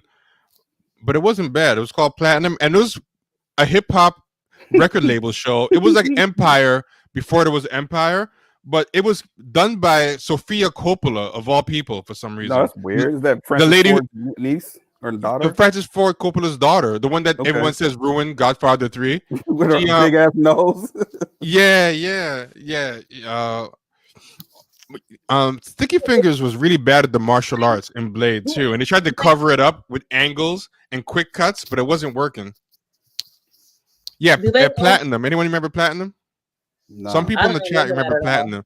It was a good show, but it got canceled for some reason. But Sofia Coppola was behind it. It was very weird. I don't know why she was behind it. I have a question. Is that they make the wine too? Yeah. Francis Ford Coppola has a winery now. Yeah, it's his wine. Okay, because I remember I think I bought it a few times, but because I kept seeing, I said this name sounds familiar. Now I don't know shit about film, so you guys just told me. Okay, so Francis Lloyd Coppola. Francis Ford. That did the Godfather. Yeah, he did Godfather 1, 2, and 3. I don't know directors and shit like that. I can tell you Steven Spielberg and Spike Lee. So basically, E.T. and Do the Right Thing. Right, pretty much. I'm not a movie person. How is this for a weird lineup? It was created by John Ridley, who was the writer of 12 Years a Slave, and Sofia Coppola, and they wrote it together. That's the weirdest. I didn't know John Ridley was a part of it. So John Ridley is a black guy who he wrote 12 Years a Slave. And so 12 Years a Slave guy and Lost in Translation girl did a show about a hip hop record label, and it was like a better Empire. And for some reason, nobody watched it, but Sticky Fingers was a regular on that. I did not know that. Yo, quick question: who is this Alex Marquez Perez Muniz Diaz? What is he talking about? I don't know. I didn't see it. So the first message is something like, "If y'all are betting people, note that I'll personally be helping Nintendo make the leap into ternary computing." I don't know, bro. What are you talking about? I don't bet. Free association. I don't know. Aren't meant for gambling, but rather divination. I don't know what that These means. are your people, T. I don't know who this motherfucker is. I don't know either. Yeah, I don't know what you're talking about, brother. You giving away free Nintendos? I think he's saying that he's gonna take Nintendo into some new technology. Actually, I don't know what this to do with boxing or music. I have no idea. I have no idea what he's talking about. I'm wondering if he's some sort of someone that needs to be kicked out of the chat. I don't know. Let's see. It's a little suspect. That's all I'm saying. Someone brought up this show, Shasty McNasty. That was a bad show. How did you even remember that one? I never heard of it. What is? You have to tell me what Shasty McNasty is, because it was a UPN show, and it was one of the first attempts at a white show. So they would put in the middle. Remember UPN all black shows first? So I used to just watch UPN, and then they tried this show that's like a modern day kind of monkeys type show where I can't describe Shasta McNasty. It was weird. It had Gary Busey's son in it, and they're supposed to be like edgy. It was like Gary Busey is this actor who he was in Point Break. You remember Gary Busey, right? Oh yeah. His son was an actor too. Jake Busey, I think his name was. And it was like a Mountain Dew commercial. It was supposed to be extreme. Gary Busey looks like hell right now. Oh yeah.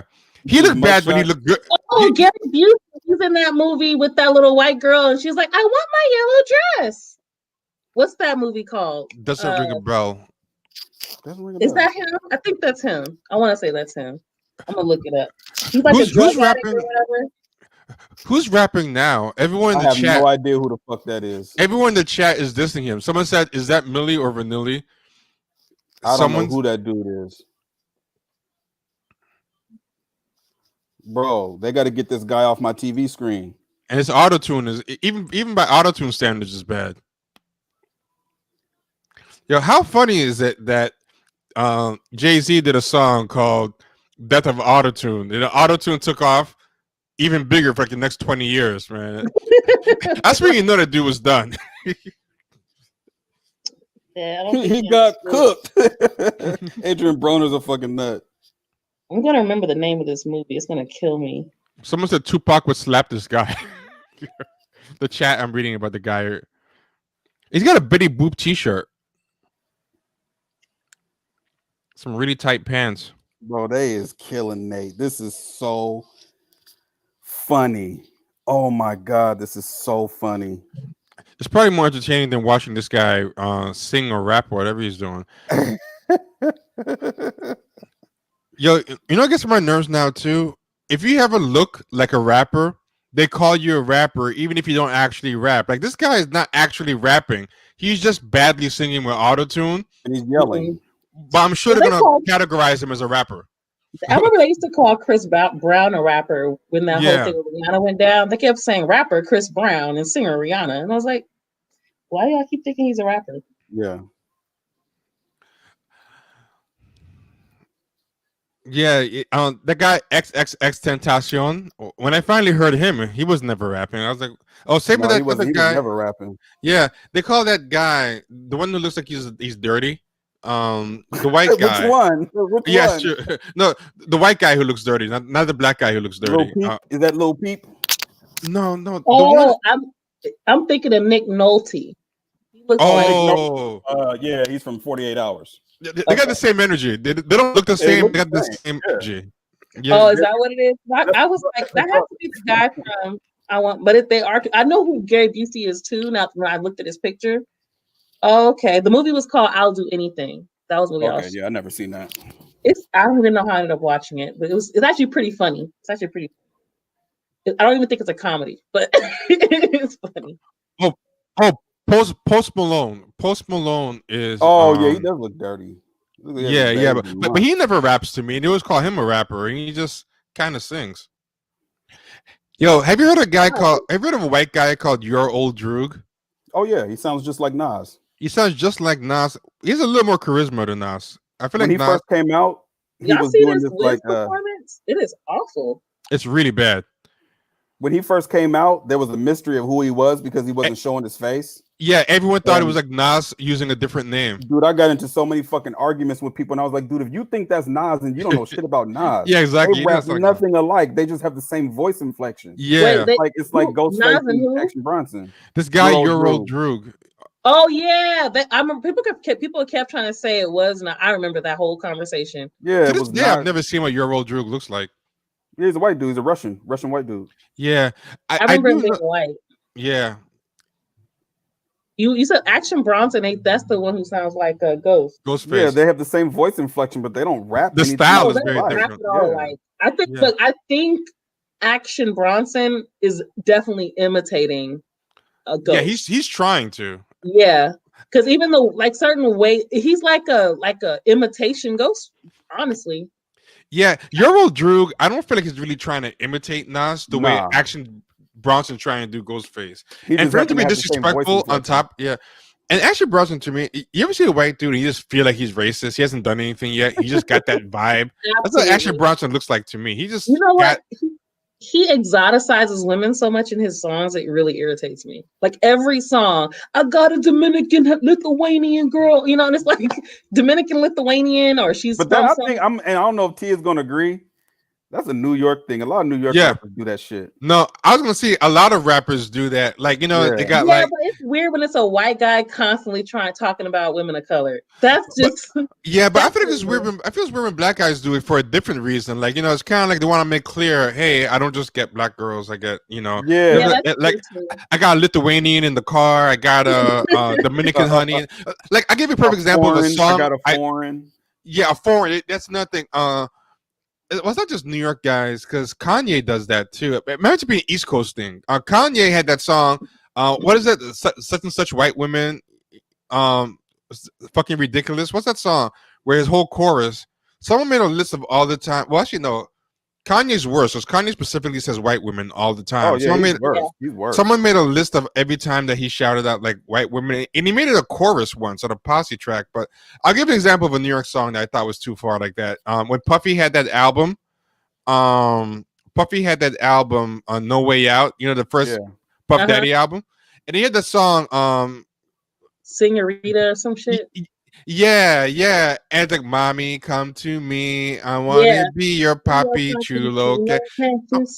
Yeah, I'm like, you did a whole song to Latina women. Like, ain't no Spanish women doing a song about, hey, Mr. Moreno. Like, why are you doing a whole song? Ain't no one doing a song for us. So in college, I took a class called Latina Chicana Experiences. And that was actually what my paper was about. It was called Latinas in Hip Hop. But at the time, there was no Cardi B, right? So there were no Latinas in hip hop. And so I played all these songs that mentioned and referenced Latinas, but yet Latinas were not at all, Latino rappers were not at all prominent in the industry. And so I wrote a paper basically about that. Then I interviewed some Latina rappers and I was asking them like what their experience has been. And basically they all said the same thing. Like they come in, they're ready to rap. And as soon as they walk in, niggas is like trying to put them in the video, but not to rap, thirsting, trying to fuck them. So they kept saying how they were never taken seriously at all, not even a little bit in most spaces as Latino rappers. I wrote a whole paper, and I had to do a presentation. I play like this Razzcast song where he's like sexualizing some Latino on a pole. It's a pretty raunchy song, but yeah, it was really interesting how Latinos were always talked about, but yet they were not at all rappers in the game. The only one that existed really was Lisa Left Eye Lopez, and she wasn't even a solo artist, and she wasn't nobody. And she doesn't have any. There was also Hurricane Gloria, but she was never big. Like I mean, you could say Angie Martinez, but I'm not counting them because nobody listened to them. Yeah, and Angie Martinez wasn't really a rapper. She was a DJ who would occasionally do a verse. Like Hurricane Gloria was a rapper, but she had a very limited range. Like only dudes in Bushwick and stuff listen to her. I've never even heard of her. Yeah, she was known in New York and underground circles. She was Eric Sermon's baby mama. What? Yeah, Hurricane Gloria is Eric Sermon's baby mom. Yeah, I've never even heard of her. I did not know that. I didn't find it out until EPMD Unsug. She was the only female member. Is that the woman? Is that the woman that they said Eric Sermon jumped out the window butt naked? No, I don't think they were together at that point. But Oh, okay. she was considered the only female member of the Hit Squad, but she never really had many songs. She would do like songs with her rap style was weird. It's hard to describe her rap style. She's one of those offbeat, onbeat type rappers. So Yeah, trash. Yeah. Hurricane G did songs with Redman as well. She's Wait, on a song with Ross Kass. Hurricane G was is Eric Sermon's baby mama. Yeah, from way back. Hurricane G is the one in the beginning of Tonight's the Night. Yo, Red, quit talking all Yeah. that soft shit. Spit that rough Oh, okay. shit. That's Hurricane G. Yeah. So they're saying that Hurricane G is on the song that I mentioned. So let me see. I did not know that. Yeah, Is I she didn't know Is until I she started Dominican? EPMD Unsung. Is she Dominican or is she black? I think she's Puerto Rican. I think she's Oh, okay. I I thought think she was she's black. what they call Afro Latina, but she's Puerto Rican. She has songs in Spanish too. Okay. Oh, she's on a song called Domingo, but that's not the song I was talking about. But yeah, it's a different song. I think it was on one like a mixtape or like a loose. I forgot how I found it. I don't even think it's on an album.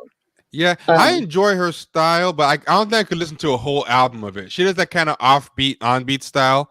I like her in doses. I've never tried it. She came out with a whole album, but I didn't try it. The voice, you have to either love it or hate it. Like I agree with Adidas Elitis. Like I could take her in doses, but I don't know if I could deal with her voice for a whole. Vita, did you see this Hispanic lady that was rapping, doing a freestyle, and everybody was clowning her like a month ago? Oh, there's this new Hispanic rapper. I think she's from Argentina. She sounds just like Hurricane G, to the point everyone thinks that she stole Hurricane G's style. Oh. And everybody was not, yeah. I haven't, no, but I would have to. I see. I'd never really heard of Hurricane G because I can't think of anything I've heard her on. Yeah, I don't think Hurricane G ever really like branched out of the Hit Squad ever. And I search for female rappers. Yeah, but this is like what year did she had a song with Ross Kass. She had one with Redman. This is like 1993, 94 with Hurricane G, because Tonight's the Night came out like 95. Her full name was Hurricane Gloria, but they would call her Hurricane G as well. So her daughter by Eric Sermon is named Lexus. But what I'm saying is, like, she never really had, when they were all popping. Oh no, she didn't come out at that time, because at that time that's when EPMD broke up.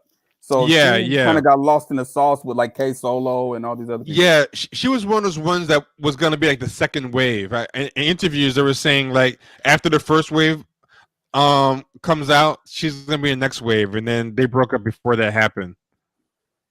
She was also considered the first female member of the Def Squad, and nothing came out then either. Right. So she was supposed to be part of the Def Squad, but she wasn't on the Def Squad album. Yeah, that's what I figured. She wasn't. She's on the first Exhibit album. Oh my God, these motherfuckers are running Nate into the ground. Yeah. Oh, this is bad, man. He gotta get a rematch or something, bro. Bro, can y'all see this? No, I haven't been looking. Poor Nate. Hope it's worth it, man. That payday doesn't seem worth it to me. Sleep deeper and longer. Save up to $500. And it's got Nate sleeping on a fucking mattress. This also, is bad. I want to know what the real cut of the pay-per-view is, because that site I was on, I don't think it's reliable.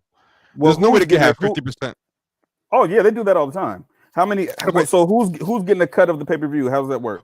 The site I was looking at said 50% of the pay-per-view, but that makes no sense. They're not gonna give them a full half of the profits. So Jake Paul. Yeah, the thing I saw said Jake Paul and Nate were getting like 50%, but I was saying that makes no sense. That'd be the whole purse.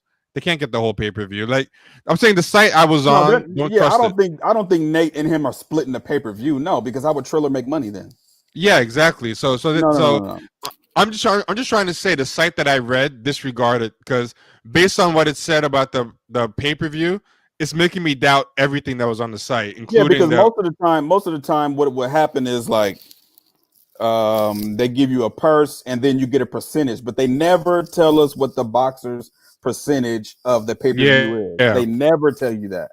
So you're gonna get your guaranteed purse. Like they say, oh, Floyd Mayweather's fighting Manny Pacquiao. He's getting 500 million. Okay, he's got how much of that is guaranteed? Okay, 420 is guaranteed, and he's getting a percentage of the pay-per-views, but we never find that out. So the pay-per-view is $49.99. That's how much the pay-per-view is. Someone said Hurricane G rap like Jocelyn Hernandez. I wouldn't doubt it. Shit, man. Yeah, so if they said that Nate and Jake was splitting 50% of the pay-per-view, I believe that. But is them splitting the pay-per-view 50-50? No. Yeah, No. yeah. I don't believe Really that wouldn't make either. any money. Oh, so she was on a lot of songs I didn't know about. People are bringing up all these Hurricane G songs. Organized Confusion, Exhibit. That's interesting. I didn't know she was on all those songs. Yeah, I just looked at the Exhibit song. I actually remember that song now. So I actually know who they're talking about now. Someone said, what do you think Dr. Umar said about the Nate knockout? Khalid Muhammad is rolling in his grave. That's it. We got to cancel Black History Month, that's man. the one who was like, you make me sick to my stomach with that. Talking to the guy who was talking about how white people were in the military fighting for black people. Oh yeah, on Donahue. That was on Donahue. That was on Donahue. Yeah. Yep. Yeah, that's and like his head was shiny to them motherfuckers. Shiny to the mother. There's another dope video of him debating this like these Jewish what do they call them, like scholars or whatever, and they're like debate, and they got mad. They started walking out because he was going in. Hey man, Donahue was the shit. Donahue was so good. Donahue and Sally Jesse Raphael. Yeah, you know it's funny. At the time, everybody thought that Oprah was a win for black people because of the representation, but her topics were all like white housewife stuff. When you look at Donahue, he'd have Shahrazad Ali, Khalid, he'd have Muhammad, Mr. Farrakhan, Leonard Jeffries, and he wouldn't bring them on to ambush them. He would let them chew out the white people. Like yeah. You know what's funny is that Khalid Muhammad, I love Khalid Muhammad. He does that one. I don't know where he's at, and he's doing like he's talking about giving your rank, file, and serial number. Talking about when you get pulled over by the police, don't say nothing. You know what I'm saying? You give them your rank and file, which is your ID. You don't say nothing. You behind enemy lines.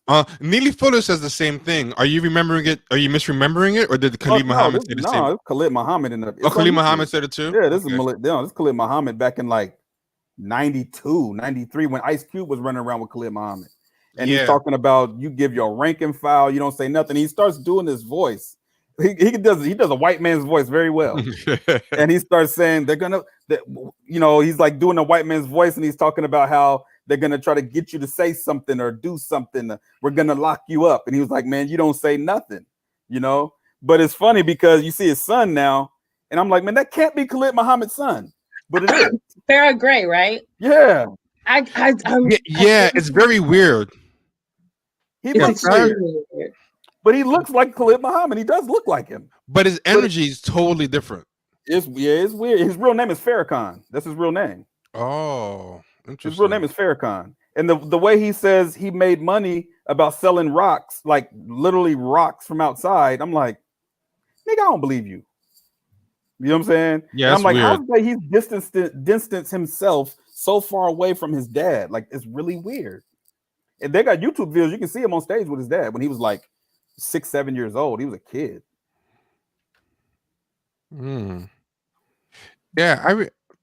Yeah, when I found out Farrah Gray was his son, I found that very strange. Man, they killing Nate on you. Oh my God. I was gonna say about Oprah though. The thing about Oprah is that she was like, they were looking at the numbers, right? Who watches daytime talk shows? What can we market to those people? So, because they want to get those sponsors. That's how Oprah even became Oprah. They knew how to target specifically white women. And middle-aged white women in particular, because there were always topics that they were interested in, celebrities they would be interested in, so. But also, and I'm starting to say this as an insult, she had that mammy energy, like that modern mammy energy, and white women love, like, a big thing they love about Gone with the Wind is mammy and the idea of having, because I don't think it's a controversial thing to say, but a lot of white women do not have a very maternal side to them, especially like middle class and up. Maybe like, some of the poorer ones or like the blue collar ones, but like middle class and up, a lot of white women are raised by maids, nannies, whatever. They have more maternal feeling for like that old mammy or that old nanny or whatever, Oh yeah, and I can definitely see Oprah that. activates that. I think for a lot of middle class, like they have, I've noticed with a lot of like white people who grew up with money or whatever, they have more maternal feelings for like that old nanny or mammy. Like They do. America is going to create a whole mammy memorial in Washington D.C., but the NAACP shut it down. Are you fucking serious? Oh yeah, you never heard? There was a whole mammy memorial, all dedicated just to Woo. mammies. That's They were some gonna put it in the cold middle of shit, Washington boy. D.C., and it was going to be like the mammy holding a white baby. You could look this up. Woo. Look, if you, I don't look, you know what? I don't even want to That go is there, but disgusting. You know what's I wild? go ahead. I just think that's so wild how Black women are on, like right now, they're all online complaining about dumb shit, talking about Black men. But they over here caping for these motherfuckers that do shit like I'm that. glad you said it, Vita, because I was about to say basically the same thing you just said. They do that. That's what they do to us. And then we sit up there and This is what champion they these think people. about you. Look, Right. what is it? It's This not is from the NWA album. This is what they think about you. Here's what right. they think about you. This is what they think about you. You And that's cannot appeal to their intellect. Yeah, it was that's on the Congress floor, and it was a bill and everything, and it was called. The full name of it was a monument to the faithful colored mammies. That was the name of the statue they were gonna make. That's scary, man.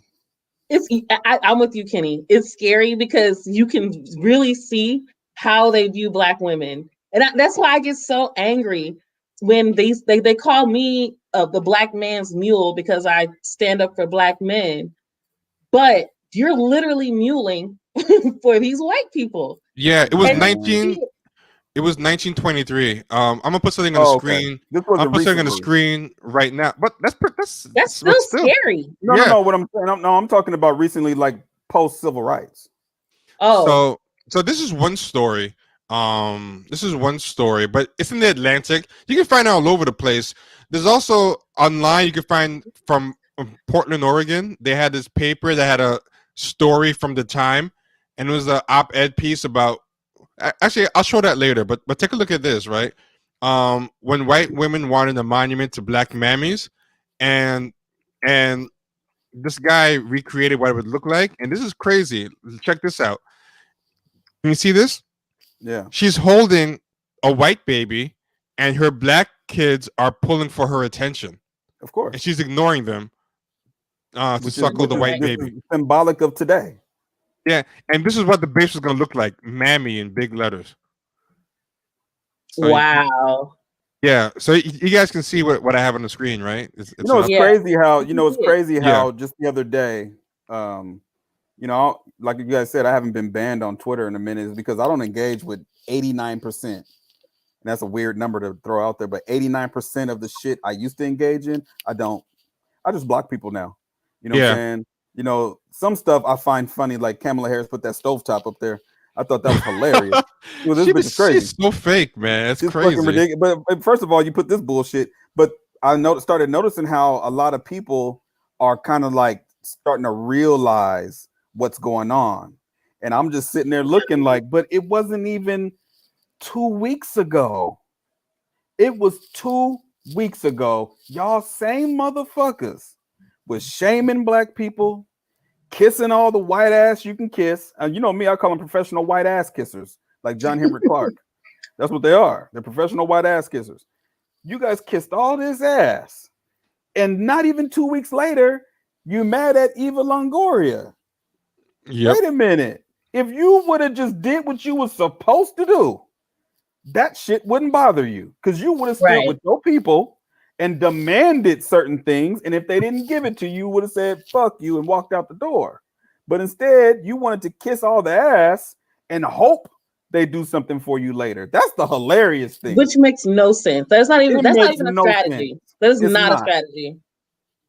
That's like your car breaking down on the side of the road and you don't call nobody, and then you say, "Man, I hope somebody come help me." How the fuck they supposed to know to help you? Right. It doesn't even make sense. Hold on. Check this out. In the early part of the 20th century, nostalgia for the lifestyle of the antebellum South, and particularly for the Mammy, led to the Mammy Memorial Movement, a call for monuments commemorating the archetype throughout the South. Although largely forgotten now, proposals for Mammy monuments were covered and debated extensively in newspapers. And I found a bunch of like old newspaper articles, and they would have letters from readers talking about how much they love their mammies and how happy they were to be slaves, and how these civil rights people are ruining everything by trying to rewrite history and say that the mammies were miserable. And it says, um, supporters saw the Mammy as a figure uniting both African American and whites by bonds of affection and unconditional love. They saw the figure as something that could heal the wounds of the Civil War. The statue was often described as a racial peace monument, but they started sending in poems. Readers were sending poems. So this was in the Washington Bee. This is a newspaper that was in Washington D.C. in 1910. Black Mammy. Let us raise a shining statue to Black Mammy and Uncle Mose, who taught us gay white children how to put on our fine clothes and make mud pies and rabbit traps and how to sing and dance. When youth held every pleasure and life was in a trance. And it just goes on and on about gay old Mammy. Yeah, that's what I think Send me Oprah that link taps too. into. Oh, sure. Send me, But that's what send me that link. Oprah taps into, I think. There's something in white people that misses that. And I think No, Oprah gave them an acceptable way to enjoy it. no, I think you're right.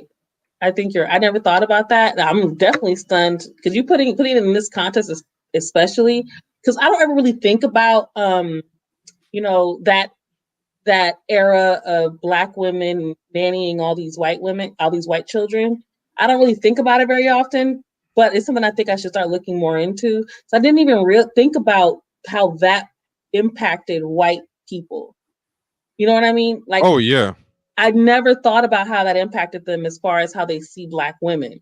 But it makes so much sense in the context of today. It's scary as fuck though, because now I'm seeing it and I won't be able to unsee it. And I And used to be a nanny, so I used to be really self-conscious about that because being a Black nanny. But I made it very, clear.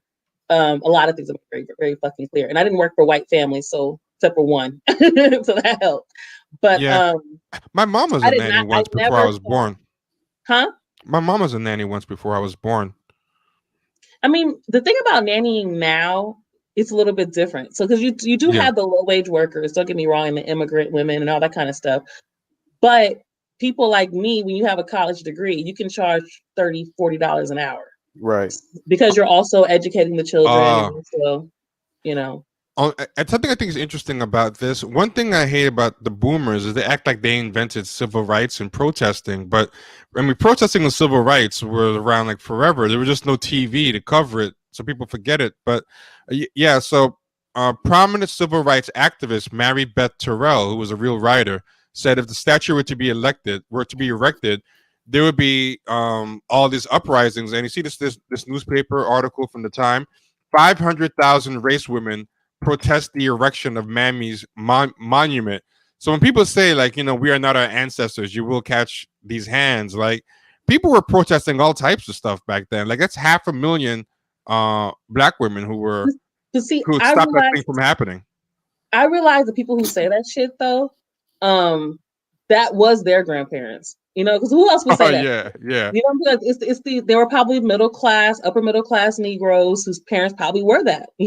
After I read Our Kind of People, I don't put nothing past the Negroes. But yes, I think that's kind of maybe that's why they have that perspective. I think folks whose families have always been in the trenches, we don't have that perspective because my grandmother was known for whooping ass. My grandmother whooped a white man's ass. You know what I mean? And and I believe her because my grandma has big ass fucking hands and she used to build shit. And for the story, as for what I understand, this white man touched her inappropriately and she grabbed him by his collar and twisted the neck, and then pulled him down and basically beat his ass and dragged him. This is the story everybody tells. Not just my uncle, but all kinds of my family. And I'm like, what the hell? My grandmother was whooping ass. Your granny wasn't whooping ass. Speak on your folk. Uh-oh, Kathy Griffin. They're going in on Kathy Griffin right now. Oh no, what did she do? Barbecuing her ass. What does she do now? She talking about Black Twitter is going in on Nate Robinson. I can't believe how this is gonna end. And people's like, why are you in black folks' business? Black people should sometimes just shut up. Shut the fuck up, Kathy Griffin. Shut up. I know, like, don't do it to yourself. Yeah, well, yeah. Be happy that Trump is out of office and now you might get a break. She killed her whole career over that Trump thing. That was funny. She should have fuck did. I forgot about that. She did. I just forgot about it too. I didn't even think, but I don't think. Oh my God, Mike Tyson looks bad, bro. I think Mike Tyson might have dehydrated himself or something. Oh, you think he might have gone a little too far? Fuck, man, he looks weight drained like a motherfucker. God. See, I think my shit's slow. I don't even see Mike Tyson yet. Yeah, I don't see him yet either. I think my thing is slow as well. Weight drained like a motherfucker, man. This is a bad look, bro. I don't want to see Mike get hurt, man. He might get hurt. Who's that singing the national anthem? Neo? Oh, where'd they find him? He has some pretty good music, but he needs to make more. I used to like his music. I liked maybe one or I think he made good songs. I just hated him singing them. Yeah, he was better when he did for other people. I totally agree. So I think that was more so my thing with him. It's just when he wrote for other people, it was great, but it was like when I had to hear him sing it, it just turned me off. Well, I know your favorite R&B guy is John Legend, so I know it's he's not my favorite R&B guy. Not by a long shot. I don't hate him. His first album is the only album I listen to. Literally. Somebody said, "What is Joe Biden's plan to get Nate back on his feet?"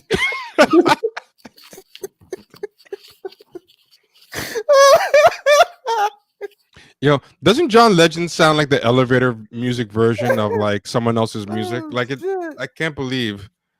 Oh man, that guy was supposed to be the successor to Stevie Wonder. Who? Some people.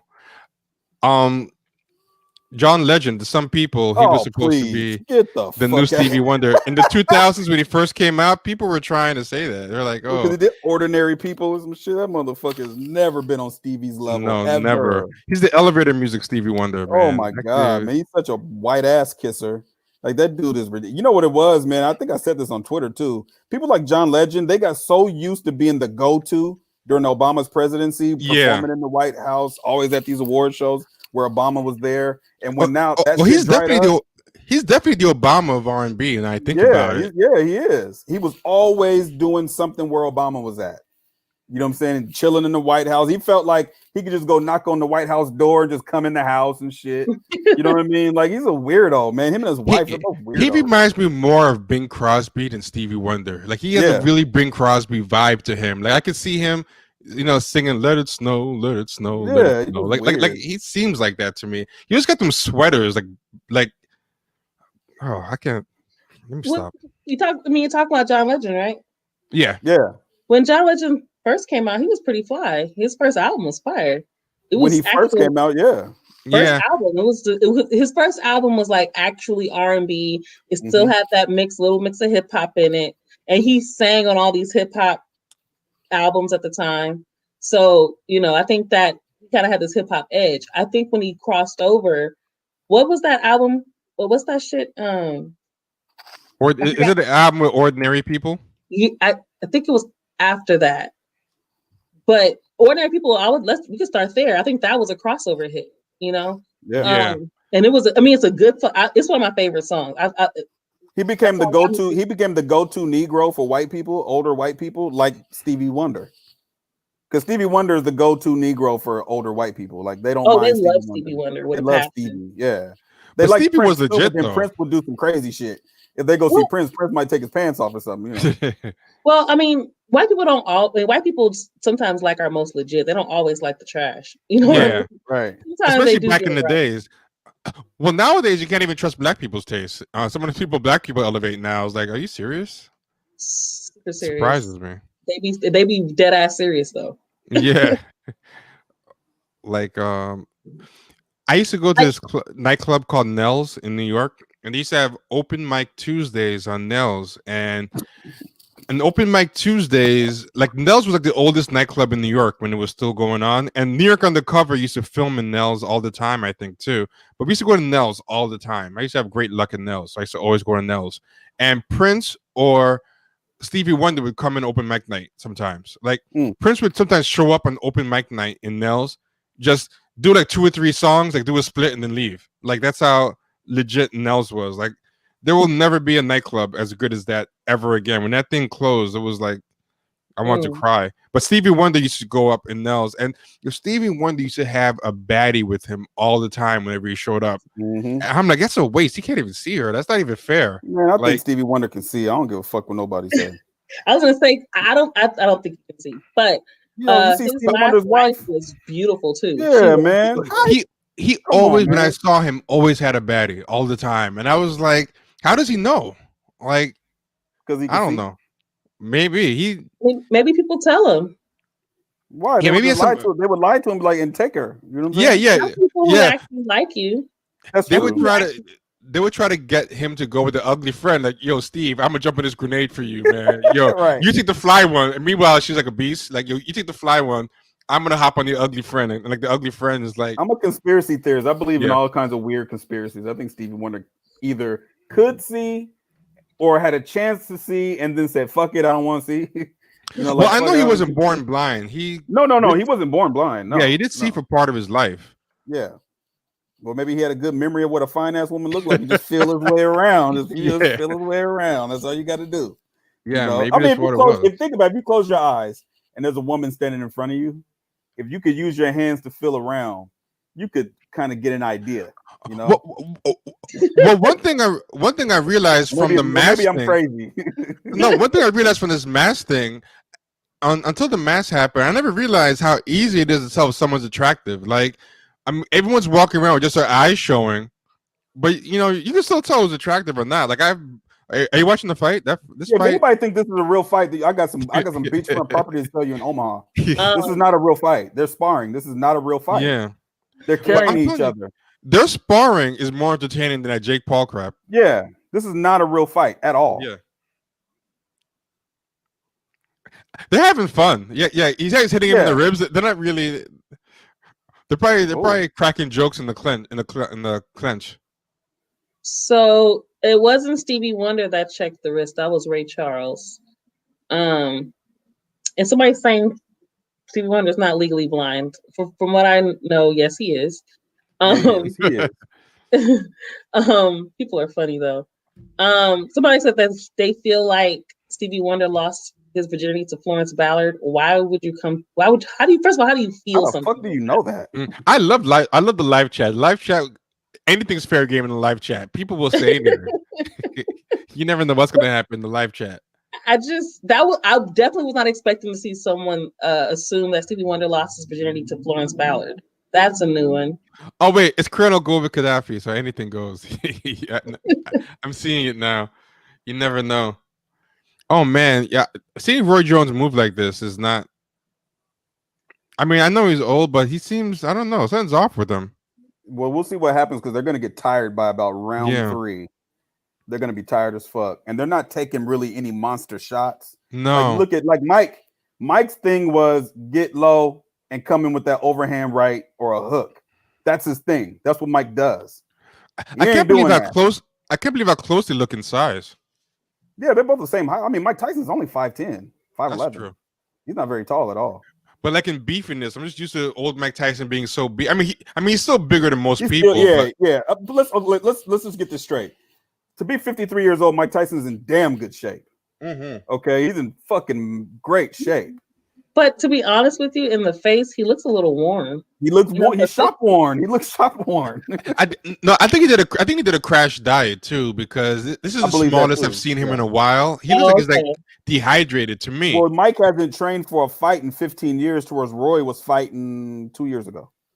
And Roy stays in the gym. He's got boxers that he trains with. He stays in the gym. So Roy looks good. You know what I mean? Roy is probably 210 pounds. Looks like he lost weight too fast. That's what he looks like. He looks weight. That's what I think too. He looks drained. He look because I saw pictures of him during his hot boxing show, and he didn't look like that haggard. He looks kind of. He's pulling his punches. You talking Mike? Yeah, he's pulling his punches. Yeah. Like when he hits Roy to the body, you can see he's pulling his punches. Yeah, he is. He's not doing real hits to the. No. It's the same thing they do in WWE almost, basically. Yeah. But the commentators, see, this is why boxing is such a manipulative sport. Yeah, they're trying to egg it on. And this is why boxing can convince you to bet on something that you really don't have a chance in winning. And that's why it's so corrupt. Boxing is the most corrupt sport of any sport. It's corrupt. Yep. And by the commentators, if you turn the TV down, you'll see a different fight than if you watch it with the volume up. One of the commentators was like, one of the commentators was like, he better get out of there. He's gonna get Mike mad. It's like, come on, he's gonna get Mike mad. What? Mike ain't been mad in 15 years. Yeah, he's mellow as hell. All that weed. Yeah. Yeah, it's like you better watch out. It's like Mike's gonna get mad. They look like old men fighting. Yeah, they do. Exactly. They do. They look like old men fighting. Somebody put, and the winner is Father Time. Man, for real. I might tweet that. Yeah, Father Time is undefeated. Yeah, this is crazy. Yeah, this is why they had to put so many concerts and stuff in there, because they kind of knew just the fight alone was be kind of underwhelming. Yeah. So like even Roy is pulling his punches. You could tell. Yeah. But this is when you're a pro boxer and you've been doing this for 30 years, or probably for Mike, 40 years. You can even see in how Roy's guarding. If Roy was guarding against a serious Mike Tyson, he wouldn't, like, his hands are just dropped a lot. Like, I was thinking that too. I did notice that. I was like, he left himself open to get hit a lot. Yeah, he dropped his hands a lot. You could tell they're carrying each other because they know this is what they call "quote unquote" sports entertainment. So when you look at, I know you guys aren't where I'm at, but if you see Roy is up against the ropes, if this is real Mike Tyson, he'd fuck his ribs up. He would tear his ribs up. He playing a xylophone on his ribs. I feel like they're trying to be nice because they know they're old and they're like, yo, don't hurt me too bad. We didn't got exactly. Already. Let's get this money and get the fuck out of here. Let's get this money. We're gonna watch it because it's them. Right. And they went, look, you couldn't convince people to watch the Bulls team with Michael Jordan, that whole team from 1991, and say that they were going to play against Magic Johnson's team from 1991. Nobody would watch that shit, okay? If they were playing today. But these two old motherfuckers, because it's boxing and it's fighting and it can kind of manipulate your mind. Like if you could find someone in your neighborhood, a kid that's like 22 years old, well, like 16 years old, right? And you took him to the gym, taught him how to fight, you could probably manipulate your way into getting at least into the amateurs. You could. If he's a great athlete, can take a punch, can throw punches, put together combinations, you could get him to the amateurs and possibly get you some money. Because that's how scandalous boxing is. Like boxing is so fucking scandalous. I love it though. I don't know why. I just love it. Even in the live chat that I'm looking, a lot of these fans are trying to hype it up too. Like they're like, "Oh man, it's like the fight of the century." Like, are you serious? What are you talking about? This is why boxing always wins, because they can con you into. They actually put. You know, there was a betting line on this. Boxing has a lot of marks in it. There's a lot of marks. Yeah. There's a lot of marks. 90% marks. Yeah. But there's a betting line on this. This is not a real fight. How is there a betting line on a fight that's not real? But people, they have betting lines on WWE shit, like when WrestleMania happened. That's not good, man. You gotta be a gambling degenerate. Dude, to be involved in some shit like that. Dude, I go on the gambling site sometimes to occasionally bet on things, right? And they'll have random things like, I'm using this as a fake example, but this is the kind of stuff you'll see. Like, if there's a finale for a TV show, like, Will Ross would end up with Rachel on the Friends finale. People will bet. This would be generous. I will bet on anything. You know that before the Super Bowl, you can bet on the coin toss? Oh, yeah, I know about that. That's fucking insane. Pretty soon it's probably gonna be like betting on anime, like is Naruto gonna win? Right. If you're betting on coin tosses, you might have a problem, dude. For real, you might need to get help. You're a fucking degenerate. Like you're probably. Have you ever seen Casino, the movie? A long time ago. Oh, when I was okay. a Well, the kid. guy is gambling his money away, and they had to give him some money. He gives him the money. He's like, "Tell me you gambled the money," and the dude just looks fucking sick, dude. Tell me you gambled it. You know what I'm saying? He just looks a fucking mess. I know people that gamble like that, Oh, like people. I know a lot of people like dice that. game, like especially in the hood, like people that in the dice game. Man, I've seen dudes do some. I've seen dudes. I've seen a dude lose a car in a dice game once. Oh wow, Yeah, I've seen a dude lose a car, dude. Like, it's ridiculous, man. Yeah, man, In it's a dice a game in the park.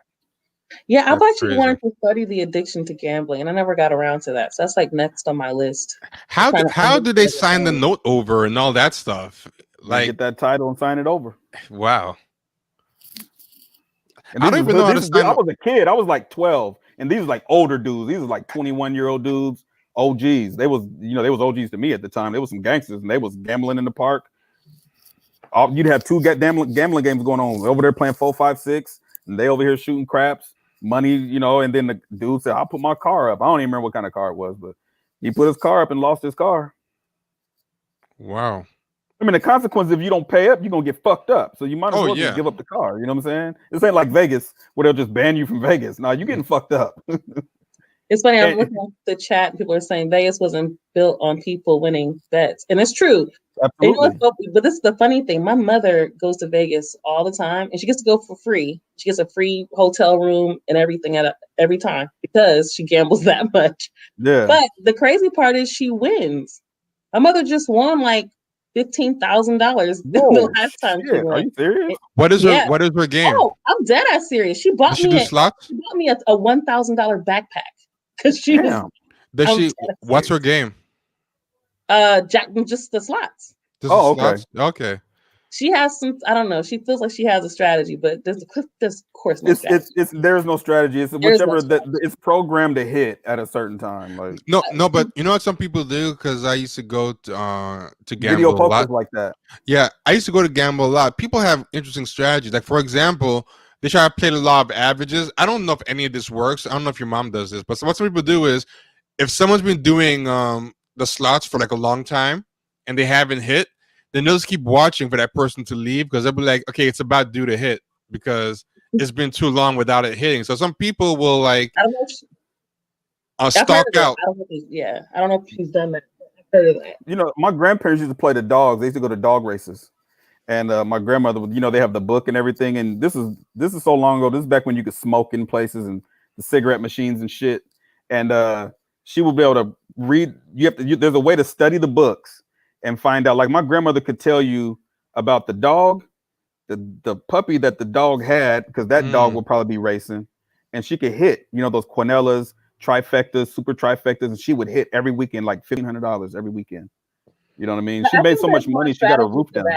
But there's it is. You know what I mean? Like, because you have to understand animals and how that'll affect how they perform. Yeah, because dogs would I've seen dogs at the dog races. Like they would always walk the dogs around before the race. And I've seen dogs start running and then turn around and go the other way. So yeah, like I've seen some weird shit at the dog races. Like if it's raining and it gets muddy and shit, because the dirt is hella thick.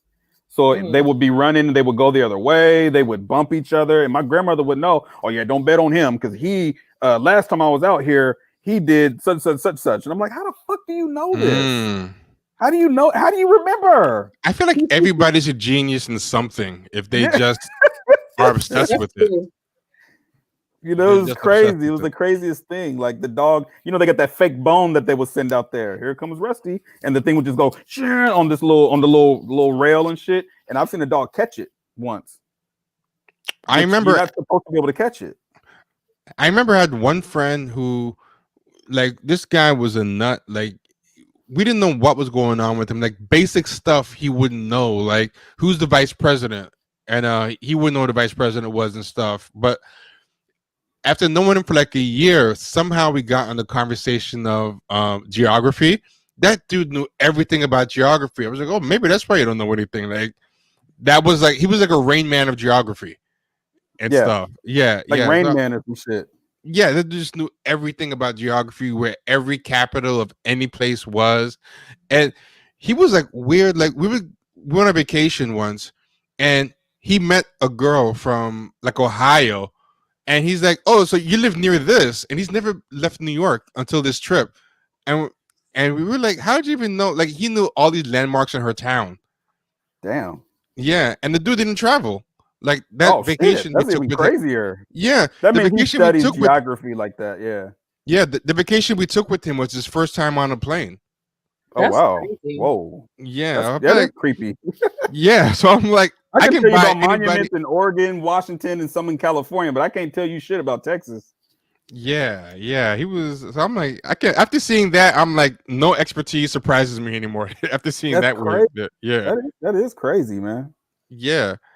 I don't know if maybe because he didn't travel, maybe he fantasized about traveling a lot, so he would just look up places online. I don't know what his deal was, but Man, There's they will. actually a good Netflix documentary, and I forgot what it's called. It was a docu-series, and I think one of the episodes was about memory. And they had these people who could memorize like anything, like long, complicated numbers. Like it could oh be yeah, literally like 100 digits or 1,000 digits, and they could remember every single number. And then, but when asked like how did they do that, they create little stories yep. in their mind and pictures and stories in their mind. So that's how they remember it. But it's like crazy.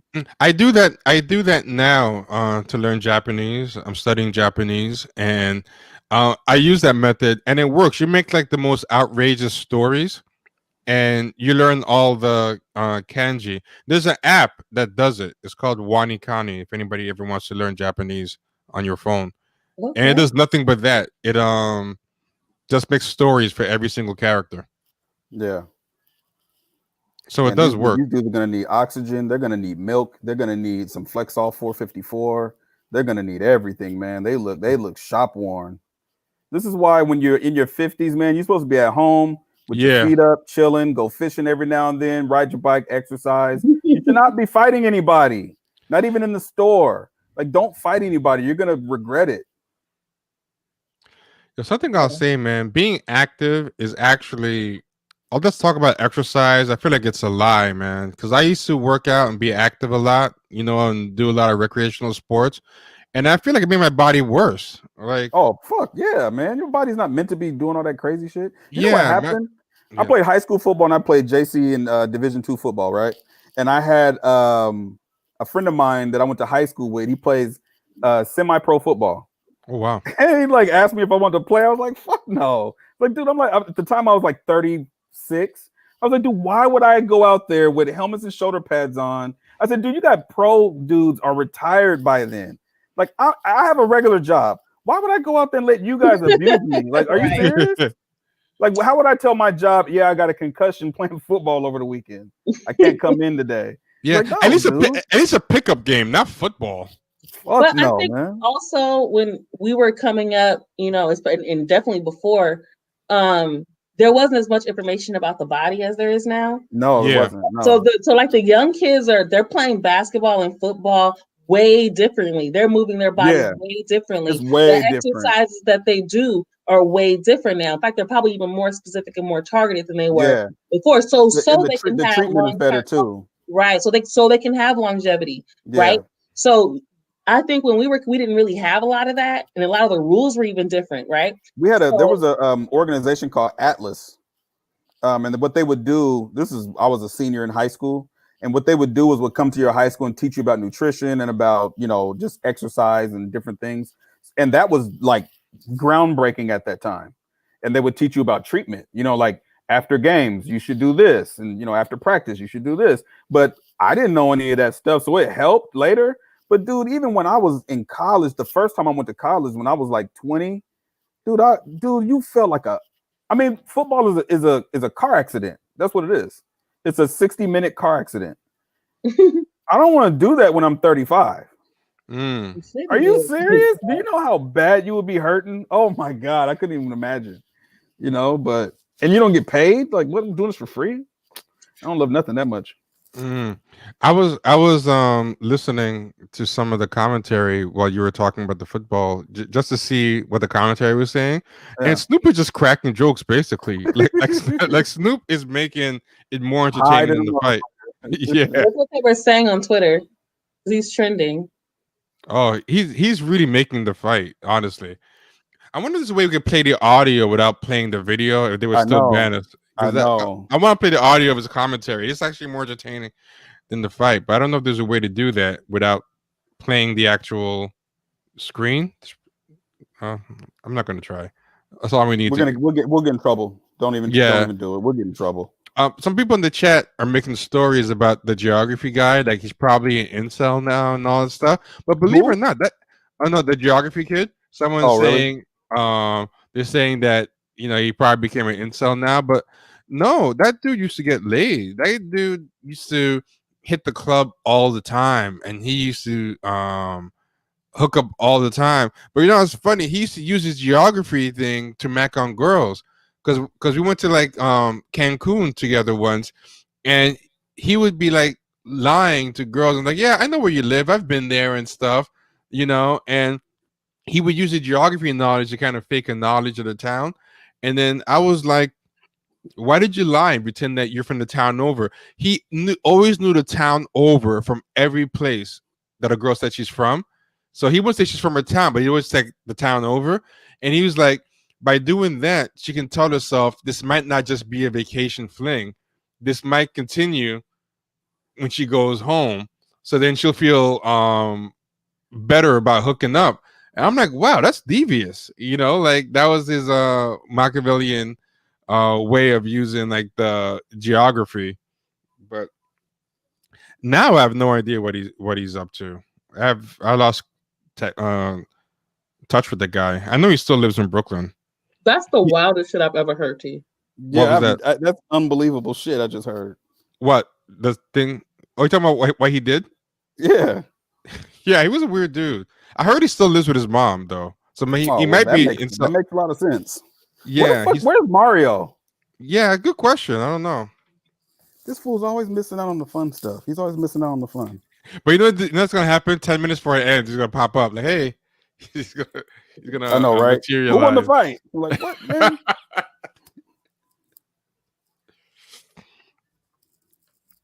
These dudes look old. I still would not get into a street fight with either one of these motherfuckers. No. But they both look old. I could run from them, though. I bet you they couldn't catch me. Yeah, I think you'd be good with... Oh, wait. You know what? They're doing a lot of theatrics, too. You see that foot stomp that Tyson just did? Like, they're trying to make it look extra, I'm sure that both of these guys have fought exhibitions before. Yeah. Probably over in Japan or something like that, or Thailand or something. So I'm sure they've done this before. We just don't know about it. But I'm sure right now Mike is like, I shouldn't have did this shit. I cannot believe that there's a betting line on this. Oh, this is so fucking unbelievable. Are they even gonna declare a winner, or they're just gonna? I heard that they're not. I heard that they're not gonna declare a winner. So that makes the betting line sound even weirder. Unless they were going round by round, who they were saying won the. I don't know. I really don't know. I don't know. But this is not a real fight at all. Because I remember, if this was a real fight, Bernard Hopkins didn't retire until he was 52, I think, 51. And he was still knocking motherfuckers out, hurting people. So if this was a real fight, one of these guys would have been hurt by now. I know one thing, they're going to be sore as fuck tomorrow. They're going to be hurting tomorrow. Yeah, they're going to be really hurting. People are still talking about whether the geography guy is an incel. Is it incel? The one thing I know, I have a friend who's still friends with him, and I know now he's supposed to be the old man in the club. Like, he still goes to the club, people say, but they say it's like a sad scene. Like, he goes to the club, but he goes to young people clubs, and he lives with his mom, and people are like, what are you doing, dude? You gotta... Yeah, no, y'all cool. These dudes don't need no money. Not, if they need the money, they would be fighting for real. They'd be in real fights. Yeah, they don't need the money. I think they're just doing it for fun, maybe. Yeah. Is the money going to charities? Both of their purses are going to charity, so they don't. Yeah. They're not doing it for the money. Yeah, so they're probably just doing it for. Yeah, Tyson need to warm up. Yeah, like a 75 Buick. Of course, he needed to warm up. Neither of them look terrible, though. I'll give them that. They don't look terrible. No. Yeah.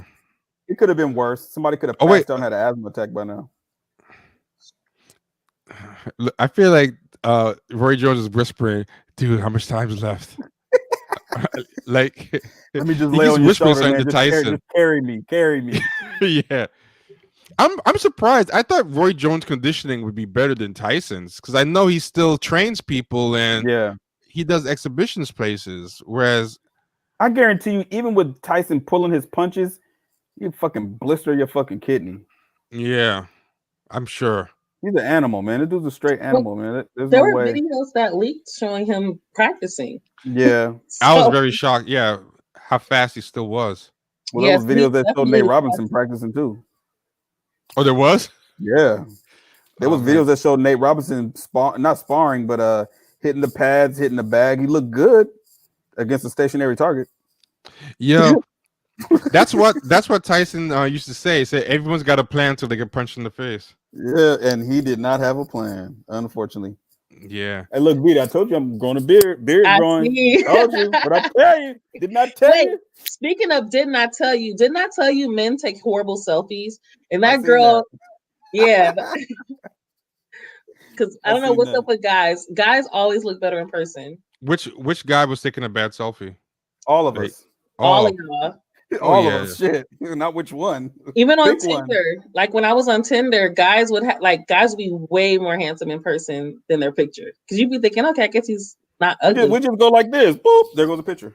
Yo, you Or know like why? this, or like these weird angles that make no sense. No, I'll tell you exactly why it is. Guys feel like any prolonged self-care is gonna make them like questionable. So choosing between 3 or 4 selfies, which one to choose, and learning your good side versus the bad side. I think guys start thinking, if I do this like 10 seconds longer, I'm gonna become gay. Like we're very illogical. We're very illogical like It's a that. masculinity thing. I mean, Yeah, I could have figured as much. I don't know if it's specifically that or exactly that, but I definitely think it's a masculinity thing of some sort. yeah, it doesn't make sense, but that's what we are. Like, But the thing is, like, we want to see how handsome you are. So, if you have these terrible ass pictures, we're just going to assume you're not attractive or not that attractive.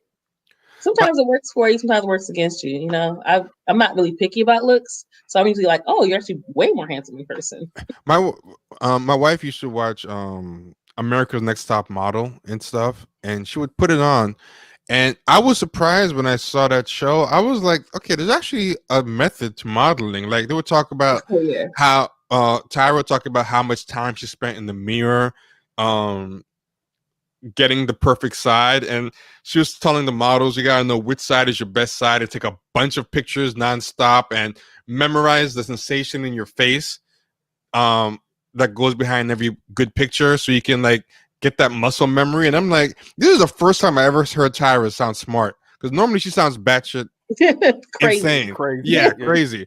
And that was like the only 5 minutes I ever seen her sound like she knew what she was. She's an expert in her field. Yeah. She's fine. And the thing I will say, that's one thing I did. Don't get me wrong, I thought she was a terrible person on that show. But when watching the show, I did learn that modeling is it's really a talent and a skill. There's a reason why some people can really be really beautiful and you do not like their pictures. You know what I mean? But some people don't look that good, but you see their pictures and you're like, wow, I know this person. I know you don't look this good. Right. Or wow, you're striking. Even if people just look like you, but you just did something with the lighting. And also what she was talking about, like knowing your lighting, what looks best for your face, So what happened? Kenny, we're trying to add him to the stream. So there's 2 Kennys. So let's kick out this one. There you go. Yeah, I don't know what happened. My shit froze up and just started acting weird. So I guess there really are judges in this. Oh, okay. So look, the picture that I have on Twitter, I'm still behind you. Oh yeah, I see it. The picture I have on Twitter is the same picture I've used because Vita said it was a good angle, so I'm not changing it. Because he changed some other shit, and that shit was not good. So I'm not changing. I'm leaving it right there until I learn to take better pictures. I try not to put good pictures on because I feel like if you're married, if you put selfies that look too good, it's gonna look bad. So I feel like married men are supposed to have bad. Yeah, because like you trying to be cute for. Yeah, exactly. That's what people say. People like, yo, why you putting like a sexy selfie on? So I try to make my selfies look very low effort. It also depends on the man. Because the thing is, like, this is the thing. It'd be guys that y'all don't never work out. Y'all never, y'all will be gladly looking like bums until you try to get somebody attention. You know what I mean? Oh, the girl at Yeah. T-Mobile hella cute now, so you gotta make sure you stop you by get- T-Mobile, you pay your bill in person, even though you got auto pay because you went and got your haircut. Yeah, right? I don't do that. I like to dress for myself. Like that. Did you ever look at that video that I sent you? Which one? I inboxed you a video on Twitter. It was that. Well, T knows who the guy is. That Jeff the Style OG dude. Oh yeah. And he's always talking about the way men should dress and the top 10 boots that men should wear. Like, I don't follow any of his fucking advice. What was the video you sent me though? The video I sent you was, what was it called? Let me look real quick. It was called. I like him, but I would never dress like him. But fuck no. I think his look looks good on him. It was 13 fall things men should wear 13 fall things that men wear that women love. He's a middle-aged guy, and he tries to show people how to dress age appropriate. But even him, I think he kind of pushes the edge a little too much. He tries to be a little too high fashion. So he dresses like he dates white women. Yeah, that's a good way to put it. Yeah, because he was talking about fragrances, and he was talking about women love a fragrance that has that it was like he said oak tobacco smell. I was like, what? Black women don't want to be around you smelling like no damn tobacco. No. That stuff does smell good. I'm telling you. I hate the smell of tobacco. Wait. There you go. It smells. I know what raw tobacco smells like. I hate that tobacco oak leathery smell. Yeah, I don't like that smell. Oh, so you don't like colognes that smell like smoky or woodsy? Yeah. Women usually like cologne that smells sweet. Ralph Lauren, back when Ralph Lauren had the male romance, that one, I like that one. I like those colognes that smell. Well, you know what? When I drink like smoky drinks, like scotch and stuff. And when I eat meat, I'm not eating meat now, but I like smoked meat. So I think maybe I just like the cologne for me. Like I just like because it makes you think of like scotch and barbecue. Okay, so smoked shit is just your shit. Yeah, I like. And I like that shit too, but I love smoked sea salt. Like that's my shit. I was so mad I didn't have any for Thanksgiving. Smoked paprika is really good. If you never mess with smoked paprika, it's okay. It kind of tastes like the only thing about smoked paprika is I tried to substitute that from when I didn't have smoked sea salt and it did not work. It kind of reminds me of like those barbecue chips. Yes, see, I hate barbecue chips. Oh, that's what I like. That's exactly what I like. I make barbecue chips with smoked paprika. Like I put the chips in the air fryer and I. Okay. Yes. Yeah.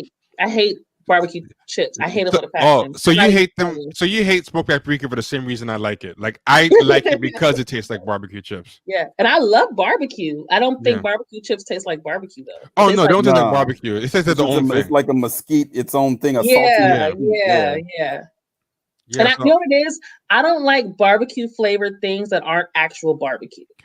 Do you like the smell of pipes? Without like tobacco pipes? I do like that wood smell, not the actual tobacco smell. Yeah. Because usually women would like something that smells a little sweeter, like that tobacco leathery smell. Like white women probably like that because their grandfather wore Stetson back in 1990 You know what I'm saying? That's why I said that dude dates white women. And just the way that he was telling men that they should be dressing like those, those leather shoes. Like it's hard to explain, but like a Steve Madden shoe. It's a tennis shoe, but it's just a shoe. So he had all these different examples of that shoe. But then he goes, "Yeah, man, you shouldn't be wearing Jordans." Like, get the fuck out of here, nigga. Sorry, I hate. You know what's so crazy? I like guys who wear Jordans. Like I think that looks fly, especially when they coordinate it with their outfit. Thank you. And I like guys with out here. You got your Crenshaw hoodie. I love that shit. Thank you. It's that hip hop culture vibe. But I'm gonna say this. He might not date white women. There's some black dudes that just like high fashion. HBCUs produce a lot of them.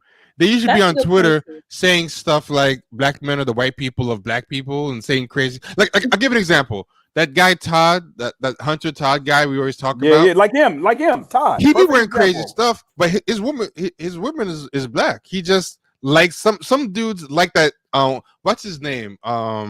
Who's that guy? He said Farnsworth Bentley. There's a type of black dude that their friends be black. Yeah. They date black women, but they like that Carlton. They're just lame. They're just lame as fuck. Yeah, so I think he I'm might not be. gonna lie, my therapist is kind of like that.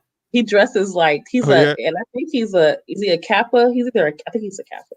But yeah, yeah. he Kappas definitely. dresses super nice, like really fly. Like even in Yeah, therapy, he's like fly to like his suit got to be fly. It's all got to be fashionable. And I don't. It's not even a brand thing. It's just how he styles himself. He's yeah. So always. the shoe that these guys these dudes are always wearing looks like this. I'm gonna show you.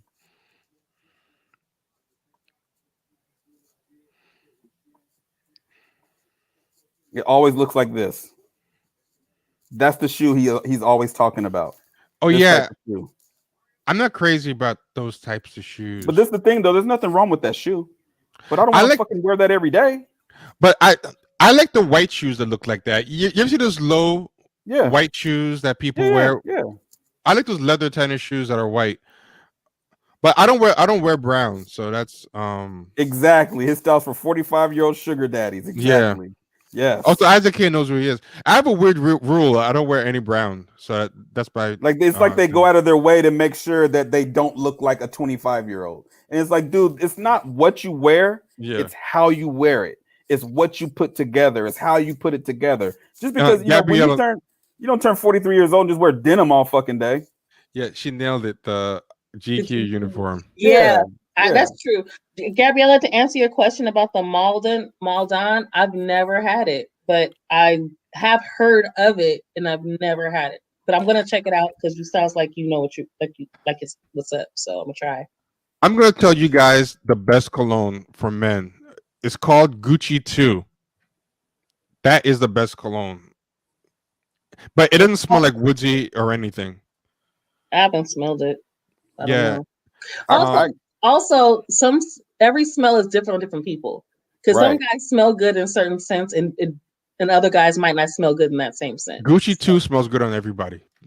you can't go wrong with Gucci 2. It's discontinued, but they bring it back sometimes.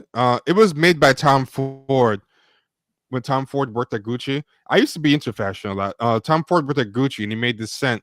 Then he left and they discontinued it, but they bring it back sometimes. But it's really good. You know, cologne surprisingly good too. Sean John, like Puffies. Is it pretty good? I didn't know he had a scent. Yeah, wear Ralph Lauren. It was Unforgivable. That's what it was called. That one was really good too. Now I just don't care, but back in the days, I really did care about fashion. Remember when cool water was the thing to have? Cool water cologne back in the day. Cool water and Aspen. Yeah, I will say this: fashion, I think, is the most coonifying force in culture. Like, that's one of the reasons I stopped getting into fashion, because when you get into fashion, like, I think it messes with your head if you get into it too much. What do you mean? Every rapper that's into fashion gets weird. Like Andre 3000 and Kanye and. But maybe I think fashion also attracts weird people. It absolutely does. Yeah, because it's one of those artsy spaces. You know what I mean? And not to say all artsy people are weird, because that's not true. But some of your best artists are a little weird. Are weird, yes. I mean, most of the people that are in fashion, look at him, man. Look at Lagerfeld, man. That dude looked like a fucking bird or something. And you see what happened to Gianni Versace. You see how he ended up. But you know what's weird? If you look at the old school fashion people like Oscar de la Renta and those old, they had a different vibe. They would be kind of, but that back then that was more about style. You know what I mean?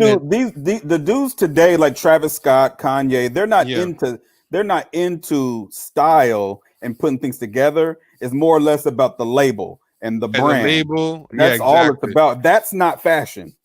That's called being a hype beast. That's a hype. Yeah, exactly. But if you look at the old school guys like Oscar de la Renta and those people, they would be very masculine, very timeless in their style, and I think that's kind of dead. I think being into fashion now, the whole quote unquote streetwear thing really ruined it. Like now it's just look at Ralph Lauren. Ralph Lauren doesn't. People think Ralph Lauren is high fashion. I always look at it as working class, nice for working class people. It's just really high end materials.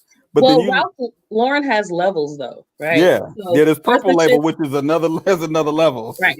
But I think he also has. I think there's another level that you don't even have access to unless you know, right? You know what I mean? Yeah. Right. And not only sometimes it's funny because sometimes Jay-Z will mention little things. I'm like, people don't really know about that. Like, it's not a Yeah. thing you would know unless you're like rich as fuck, right? Yeah, So yeah, like the thing about Ralph Lauren is he has different levels, and I think that's the other thing. So you have the shit you can get at TJ Maxx and Marshalls. Right. You got the shit you can get at the outlets. You got the shit you can get at the actual Ralph Lauren store, and then you have the shit that you can only get that's exclusive for specific people that have access to it. But the dudes today, like, you know, Travis Scott and those dudes, the streetwear that they're into is really literally it's the same as it was in the 90s with a Nietzsche, Carl Kanai. It's the same thing. It's just different because they dress different. It looks different, but it's no different than back then. We just didn't hype beast the shit. You know what I'm saying? We didn't make it like you ain't shit if you don't have a Nietzsche or Dada or Fat Farm we wasn't doing that. I used to hate Carl Kanai though, because Carl Kanai was the biggest ripoff artist. Like, he would just take someone else's everything and then just put the Carl Kanai symbol on it. Like, he would take a pair of Timberland and then just I don't know how he never got sued, but I mean, he essentially had like kids and put Carl Kanai. Yeah, dude. Like, the crosscutter guys, even if I didn't like what they were always doing, they would at least create some weird things. You know, I remember like they had a unique thing. Carl Kanai would just take everybody's clothes and then just put his name on it, but it worked for him. Yeah. So, you know, the cool thing about cross colors, they actually had an exhibit here at the California African American Museum, and they had a whole exhibit about cross colors and just through the years. It's actually a really interesting brand overall, it was a political brand from the jump, and I didn't know that. Absolutely. Wasn't it based out of South Central, or am I misremembering? I think so. I think it has some kind of LA connection. Yeah. I can't remember if it started in New York or in LA, but I don't really remember. But I remember this overall. I didn't know they were as political as they were. Like, it was purposely created the way it was and targeted the way it was for a reason. Like, they really wanted to reach out to Black people. Like, I don't know if y'all remember the Timberland boot that used to look like this, but this was a note for note Timberland boot. And then Carl Kanai just came out with this boot, but all he did was just put the buckle on it. That's the exact boot. He would do that all the time. So I remember it's just like Bathing Ape. The Bathing Ape shoe is an Air Force One. Yeah, yes, great example. The Bathing Ape guy loves doing that, just like remixing stuff. But you know, Virgil Abloh does that. He took the Adidas 880, I mean not Adidas, the Avia 880, and took all the labels off and put Louis Vuitton logos on it. It's Virgil Abloh is like Carl Kanai. He's very lazy. At least the Bathing Ape guy takes an Air Force One, but tries to like remix it into a different color. Like, Carl Kanai just took the profile of the shoe. That's all he did. And he put his own shit on it, to where they don't do that. They do some other shit. Yeah, Carl Kanai and Virgil Abloh just will take the color scheme and everything of the original thing and then just like slap something lazy on it. Yo, Fendi copied Boz. You know Boz from Dreamville? He had a shirt, a sweater, and a brand that said Fiend. And these block letters and these colors. Fendi literally ripped it off and just put Fendi. Yeah. Didn't one of those companies rip off Dapper Dan? Like, Dapper Dan's fake Gucci stuff. I think Gucci, one of those companies, started ripping They started making his designs, but there was nothing he could do about it because what he was doing was actually illegal. It was illegal. But they ended up giving. I think they gave him a job though. They gave him. He had some type of brand ambassador for him for a second too, because I think they said or did something racist. He jumped out there. It was Gucci that did something racist, and I remember he was on. It might have been Combat Jack before Combat Jack passed away, and he was on there talking about how in order for us to get involved with these, we got to start from the inside. And I was just like, if that's what you want to do, bro. I think it was Breakfast. I think it was Breakfast Club. I know what you're talking about. It was Breakfast Club where he was kind of. He was saying some kind of suspect stuff about changing it from the inside. Yeah. I remember. That's all it was. PR rhetoric. Yeah. You know what I'm saying? And I was just like, I don't even buy that stuff. So hey, have at it. You know what I mean? That's my thing about stuff like that is I just would if I could never be in that position. Like if I decide I want to, if I were to decide to keep working for the company, I'm gonna shut the fuck up. Don't put me out there trying to defend your ass. That's not don't let me take all the licks. Why I gotta take all the whelps on my back for y'all? Fuck right, and against my people, and I'm gonna have to hear that shit from my people. Oh fuck no.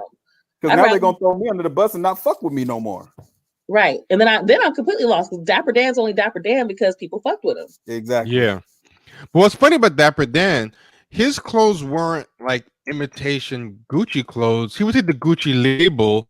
He repurposed all the he had their materials. It was real Gucci Gucci material. Didn't even Yeah, but the clothes that he was making, it wasn't an imitation of something that Gucci already made. He just took the logo and remixed it into his own thing. So I give him credit for that. Like Gucci did not make anything that looked like he hip hopped their shit. Yeah, exactly. He ordered their materials, which you could do back in the day, and made his own shit.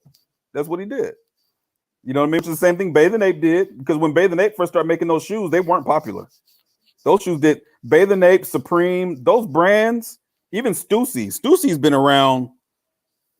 Man, I forgot all about these little corny ass white hipster brands. Yeah, Stussy's been around for years. Stussy, but it died and then it came back. Stussy, that's LA. The original Stussy. Massimo, 555 Soul. I remember I used to like. I remember 555 Soul. That was like the neo soul brand. That was like the most Defs and. Yep. Pretty much, I think all the Rockets had some picture. With 555 Soul on. Yep. Yeah, I used to. All those places used to be in Lower East Side and Greenwich Village in the 90s. They weren't like in Target like they are now. So you used to have to go to the individual stores, and they were all very close to each other. So we used to go to 555 Soul. I was going to college in Buffalo at the time, so I would go back to New York. I would hit up 555 Soul.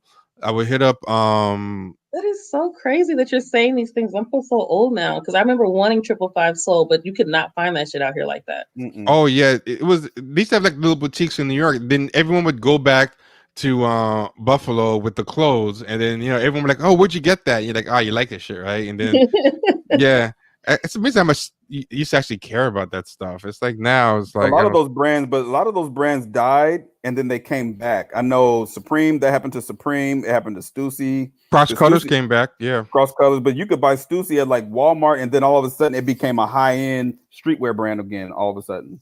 Oh, so so it re-elevated? Oh yeah. Massimo is in Target now. Yeah.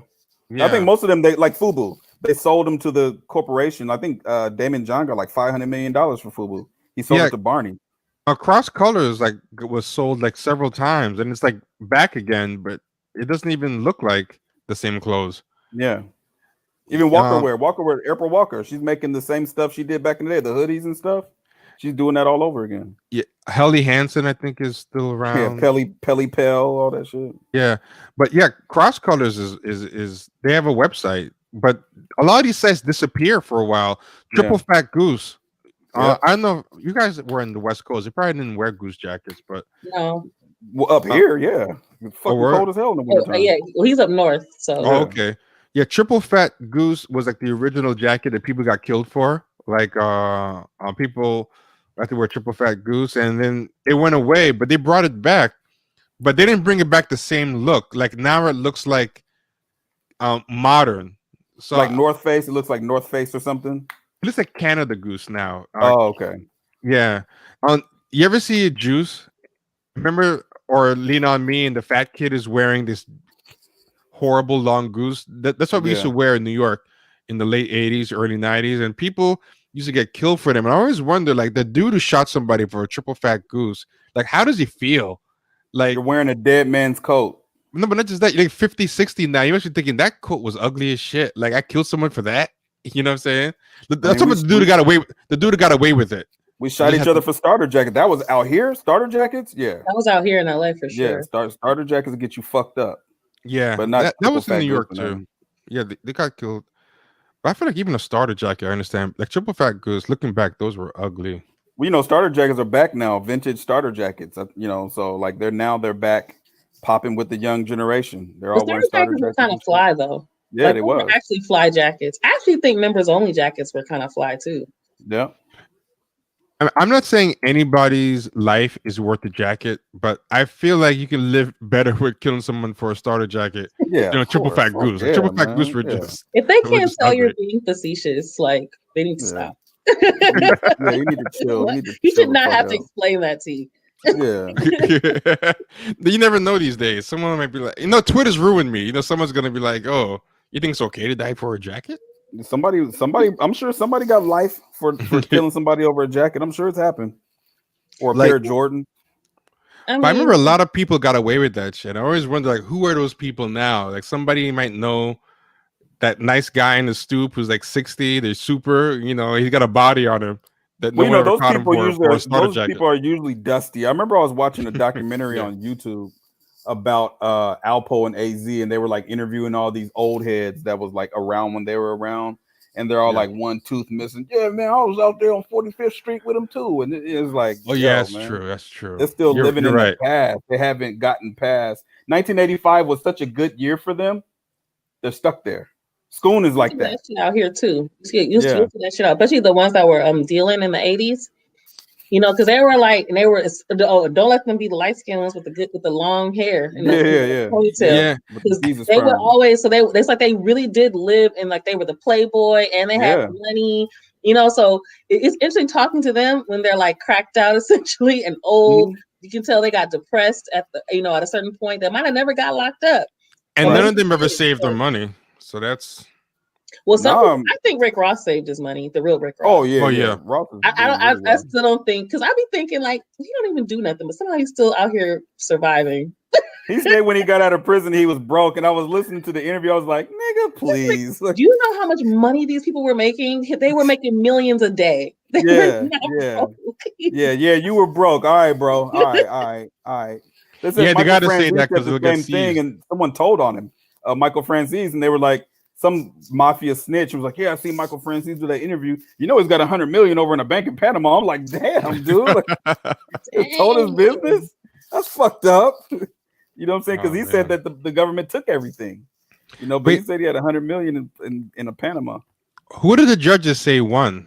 It was a draw. Of course. This was fixed. Of course it's a draw. Yeah, they arranged. That was in the contract from the beginning. That was going to be a draw. Yeah, man. What the fuck? I don't know why I'm disappointed. On a draw, you made a lot of money. And I guarantee you, it's very few people that bet that it would end in a draw. Yeah. Because so many people get so emotionally involved. Oh, Mike's going to knock him out. Bro, it's not 1988 anymore. What are you talking about? Dude. Even during the fight, I was looking in the chat and I'm like, are you guys watching the same fight? They're like, Roy's on the ropes now. It's like, what? And like Tyson's he's got him now. People were saying that in the bootleg chat. It was a work. Some people were saying that, in the chat that I was looking at. Yeah, it was a work. That's all it was. Yeah. That's funny. But speaking of work, man, that Kevin Hart thing with that Clubhouse, I don't know how people didn't realize that thing was fake as hell. Like, Clubhouse paid him to do that, and people were like clowning. Like, I noticed now they have a lot of things where people let themselves get clowned on purpose, and people think they're getting over on the person they're clowning. Like, Kevin Hart knew he looked ridiculous. Like, Clubhouse paid him to go there. For people who don't know, Kevin Hart, there was a Kevin Hart Isn't Funny room, and Kevin Hart went into Clubhouse, this new social media app, which I don't want to try because it just sounds like a mess. But he went over there and apparently got clowned. And then everyone on Twitter was talking about how he got clowned. And then Kevin Hart ended up going viral that day. And I'm like, more people heard about Clubhouse today than ever before. Right. Yeah, that's the new app where people are going. It's Clubhouse. Yeah. Well, they're trying to build up the anticipation. I'm gonna be honest with you. I don't think it's gonna go too far, but I think they're trying to build them. It's in beta mode. It's invite only. It's exclusive. So exclusive to have the same tired ass conversations you have on Twitter. Yeah, right. It's like now you can talk. That's the only difference. Colorism. So my sister-in-law is on that app, and she tried to actually send me an invite, but I don't have an iPhone. But she was telling me, like, I saw a lot of like coon shit. She was just like surprised at how much coon shit was like. That's that and ratchet shit. Just look, the conversation is not going to change just because you go to another app. Right, it's going to be the same old tired ass bullshit. That's why I always say that Vita be calling me an asshole. Oh my god, I do not be being an asshole. I just say the truth. Yeah. No, he's an asshole. Tell the truth. I said, y'all niggas wake up and lie every single day on this That's not app. what makes you an asshole. Well, some people think that makes me an asshole. Like, No. let the kids have fun. Yeah, I'm gonna let you have fun, but you're a fucking piece of shit. You just wake up and lie every fucking day on this app. Like, why do you have to do this? Like, we don't have to do this, you know? Because people get up and they have, because it's the thing about social media. People want to get the likes and the retweets, right? I was actually just watching that documentary on Netflix. I know I keep dropping documentaries. I'm obsessed with watching documentaries. But I was watching the Social Dilemma, which is also interesting because it's made by people who are behind the problem. Oh wow. But it's really a fascinating documentary. But it talks about how we do these things for the likes and the retweets, and we're addicted to it. It shoots us dopamine and shit, you know. And that's by design. That's by design. I think I am an asshole because I just haven't figured out. How this is supposed to work. So check out how much money is behind Clubhouse. That's not a small rinky-dink operation. The creator of Netflix is a huge venture capitalist guy. There's billionaires behind it. So it's like, it's right now is valued at 100 million. They've had several rounds of funding with major. So I think it's gonna go over just because there's too much money in it. They're not gonna let it fail, I think. So I think they're just gonna make it big. And the way they're going to do that is they got Mark Cuban to go on it. They got Kevin Hart. Wow. And then right here, I found this out. The billionaire Netscape co-founder called in a personal favor with Hart, the actor known for starring roles in films like the recent Jumanji franchise, to get him on the app. Update. Immediately after publication, this is Forbes published this. Forbes didn't even have the whole story. A source contacted them and leaked the truth. Update. Immediately after publication, a source said that Chris Lyons, the leader of the firm, the venture capital firm's cultural leadership fund that has close ties with Hollywood, played a role in securing Hart. So the original story is, one of the founders is a friend with Hart and told him about the app. And then they found out later, and no, what actually happened is the venture capitalist firm paid his ass money to go on there. Yeah, so everything is fake. They pay everyone to do. That's why I don't want to go on these apps. That's why when things are trending and everyone's like kikiing and laughing at someone, I'm like, this is a work and you're a mark. Like, you're a mark. Yeah, they're marks. Everyone's like laughing at Kevin Hart and stuff. Kevin Hart knows you're showing his value to the people that paid him. Like, he's like, look at everyone clown me, people. Like, Kevin Hart clowns himself in his stand-up specials. You think he cares? He does, yeah. Yeah. That's his whole brand, is clowning himself. This guy. Yeah, so I'm not interested in that club. Everybody, look, the original Champagne Sharks are all assholes. Like, even Big Mike was an asshole. Like, Mario's an asshole. We have asshole ways because we don't fall for the bullshit. Like, when I get on Twitter sometimes, and this is why I don't get banned anymore, because I don't get involved in these debates and conversations. Like, sometimes I'll see Vita involved in something, I'll just look at that shit. I'm like, I ain't getting involved in that shit. We're all blocked by so many. I skip and scroll past a lot more shit than I respond to. Yeah. So we're blocked. I don't know about Vita, but Ken and I used to be blocked by so many people on Ken's old account. Like, every time somebody would send us something, it's like, I can't see it. Blocked. I can't see it. I'm blocked. And there's people I never spoke to. Yeah. So on my original, so Lifestar Media is not my original Twitter. My original Twitter is Vita Star. That's permanently just suspended. So that is permanently gone now?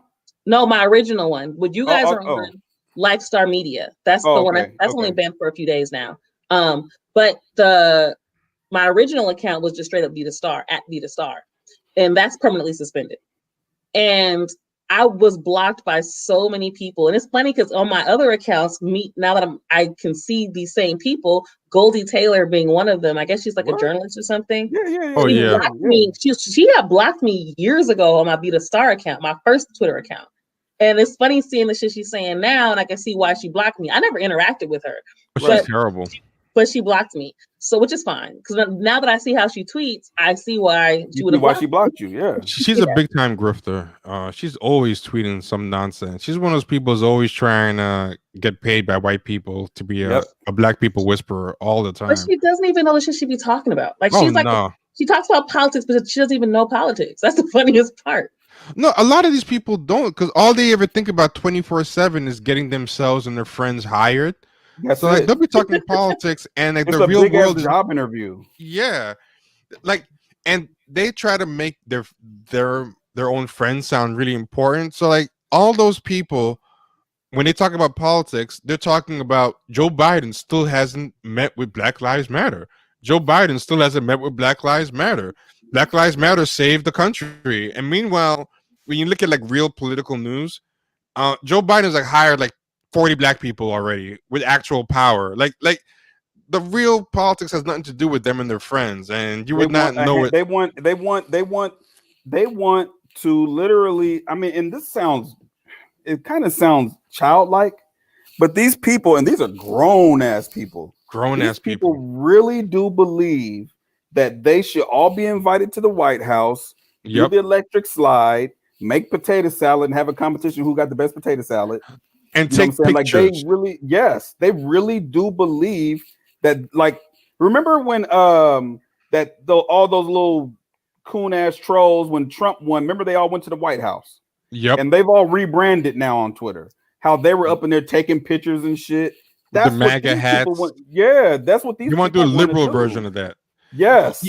Yeah, you know, it's funny. Those people who were doing all that stuff in the White House when Obama was in office, and the black liberal grifters were swag surfing on the White House lawn, they were clowning them. Then Trump won, and they were right up there. Yeah, doing corny. I mean, they weren't swag surfing, but they were still making asses of themselves, you know, for selfies with Trump. It's all about childlike stuff. And you know, I know why those people block people like us. I already know why, because I am not a player in the game. I am just a spectator. One, I'm not telling you who I voted for. Two, I'm not telling you if I voted at all. Three, I'm just a spectator to laugh at you because you really do believe that this shit is real. This is all a work. The world is a stage, and it's the big game going on. And you think you're going to get into the game. You're not getting in. They're not going to let you come there with your pink and green on, ski-weeing. It's not happening. But I don't think they even want to be like real players. I think they just want to be kind of mascots. Yes. It's not happening. Hold on. Someone said swag surfing analogy. It's not an analogy. It's literal. They were literally swag surfing. Yeah. This isn't an analogy. This is a literal description. They went on the lawn and they swag surfed on the White House lawn, and then they were acting like, man, we made the White House hood. We swag surfed on the lawn. It's like, what are you even talking about? Like, you guys look ridiculous. Like, and they wonder why we're in the situation that we're in, and they're all getting mad now because now seeing that Kamala and all these different people have got their way in. When they're tweeting at them, they don't get any responses anymore. Yeah. They're not getting, you know what? They ain't getting nothing no more. In the Obama days, that was the golden time. They were being taken seriously, you know, and they thought that was going to happen again under Biden and Kamala. But Kamala, I think Kamala's a Karen. I don't think she really is even pretending. But this is them swag surfing on the White House lawn. But why? I'm still lost as to what this was supposed to accomplish. Well, what happened is Obama was like in his last year or two, you know, was letting them in, and this is when Black Lives Matter first popped off, and this is when the blue check phenomenon and intersectionality first popped off, and everyone just thought, hey, Obama's ending, my president's black, everything's great, and next is Hillary, and the party's going to continue. And this is before, once Trump came in, all these people just disappeared, you know, and they all lost. And they're all mad because they really did believe political incels. They're all gonna get jobs. They're all gonna be writing stories. Like I was at the store, might have been yesterday or day before, and I'm in the grocery line checking out. I seen Kamala on the front cover of Elle magazine. I'm like, oh, here we go. Yeah, and now they think it's gonna come back under Kamala, but it's not. Kamala's hiring, like, because those people are old school credentialists. Like they're Absolutely, hiring, yeah. they're hiring black people like Corinne Pierre. She's got a crazy resume. They're hiring Mercer Barsaradan. I always get her name wrong, but she They're wrote hiring The Color of traditional Money. liberal Democrats. Yeah, Neoliberals. that went to Yale and all these Yes. places, and They're not have hiring. actual. They're not hiring Tyrone Jenkins from Howard that pledged Omega Psi Phi that got his gold boots on still on Yeah. Twitter, and he Or- crossed back in 1991. That guy ain't in. Or the Harvard person, but the Harvard person like the Fort Harriet girl. No. Yeah, like for example, the Fort Harriet girl, she went to Harvard, but she's basically being an influencer. She's not like carving out a niche. Well, this is what they don't understand. They don't have. You don't have any value to them. Yeah, You have absolutely no value to establishment Democrats or any political people. You don't have any Yeah. value to them. What can you do for them? you're an influencer, you're a blogger, and you're not, like maybe that was cool under like Obama near the end or whatever, but I mean these people are not interested in that anymore. I think that time we're is about gone. to go. We're about to go back to foreign policy, wars, and all that bullshit. We're going back to that. COVID and all this stuff. People ain't trying to hear that. We're stuff going now. back. This is big business. We're going back to big business politics, where they can go and destabilize other countries, make money, all the shit that Obama did, all the shit that Bush did. We're going back to the old school shit. Okay, I guys, think- I actually gotta go. Okay, I'm gonna leave soon too. I think have- Obama. I'm gonna say one last thing. I think Obama near the end didn't care because he was on the way out. Even Yeah. Obama in the beginning wasn't entertaining people like this. It was only Yeah. his last 1 or 2 years. Yeah. All right. So I think it's a good place to end it. Thanks everybody for coming out. And we actually didn't talk about the fight that much, but there wasn't that much going on. There wasn't much to talk about. Yeah. Say, well, talk about what exactly? Yeah. The Besides one Nate fight, getting slept. All right, guys. Be good. Gotta holla.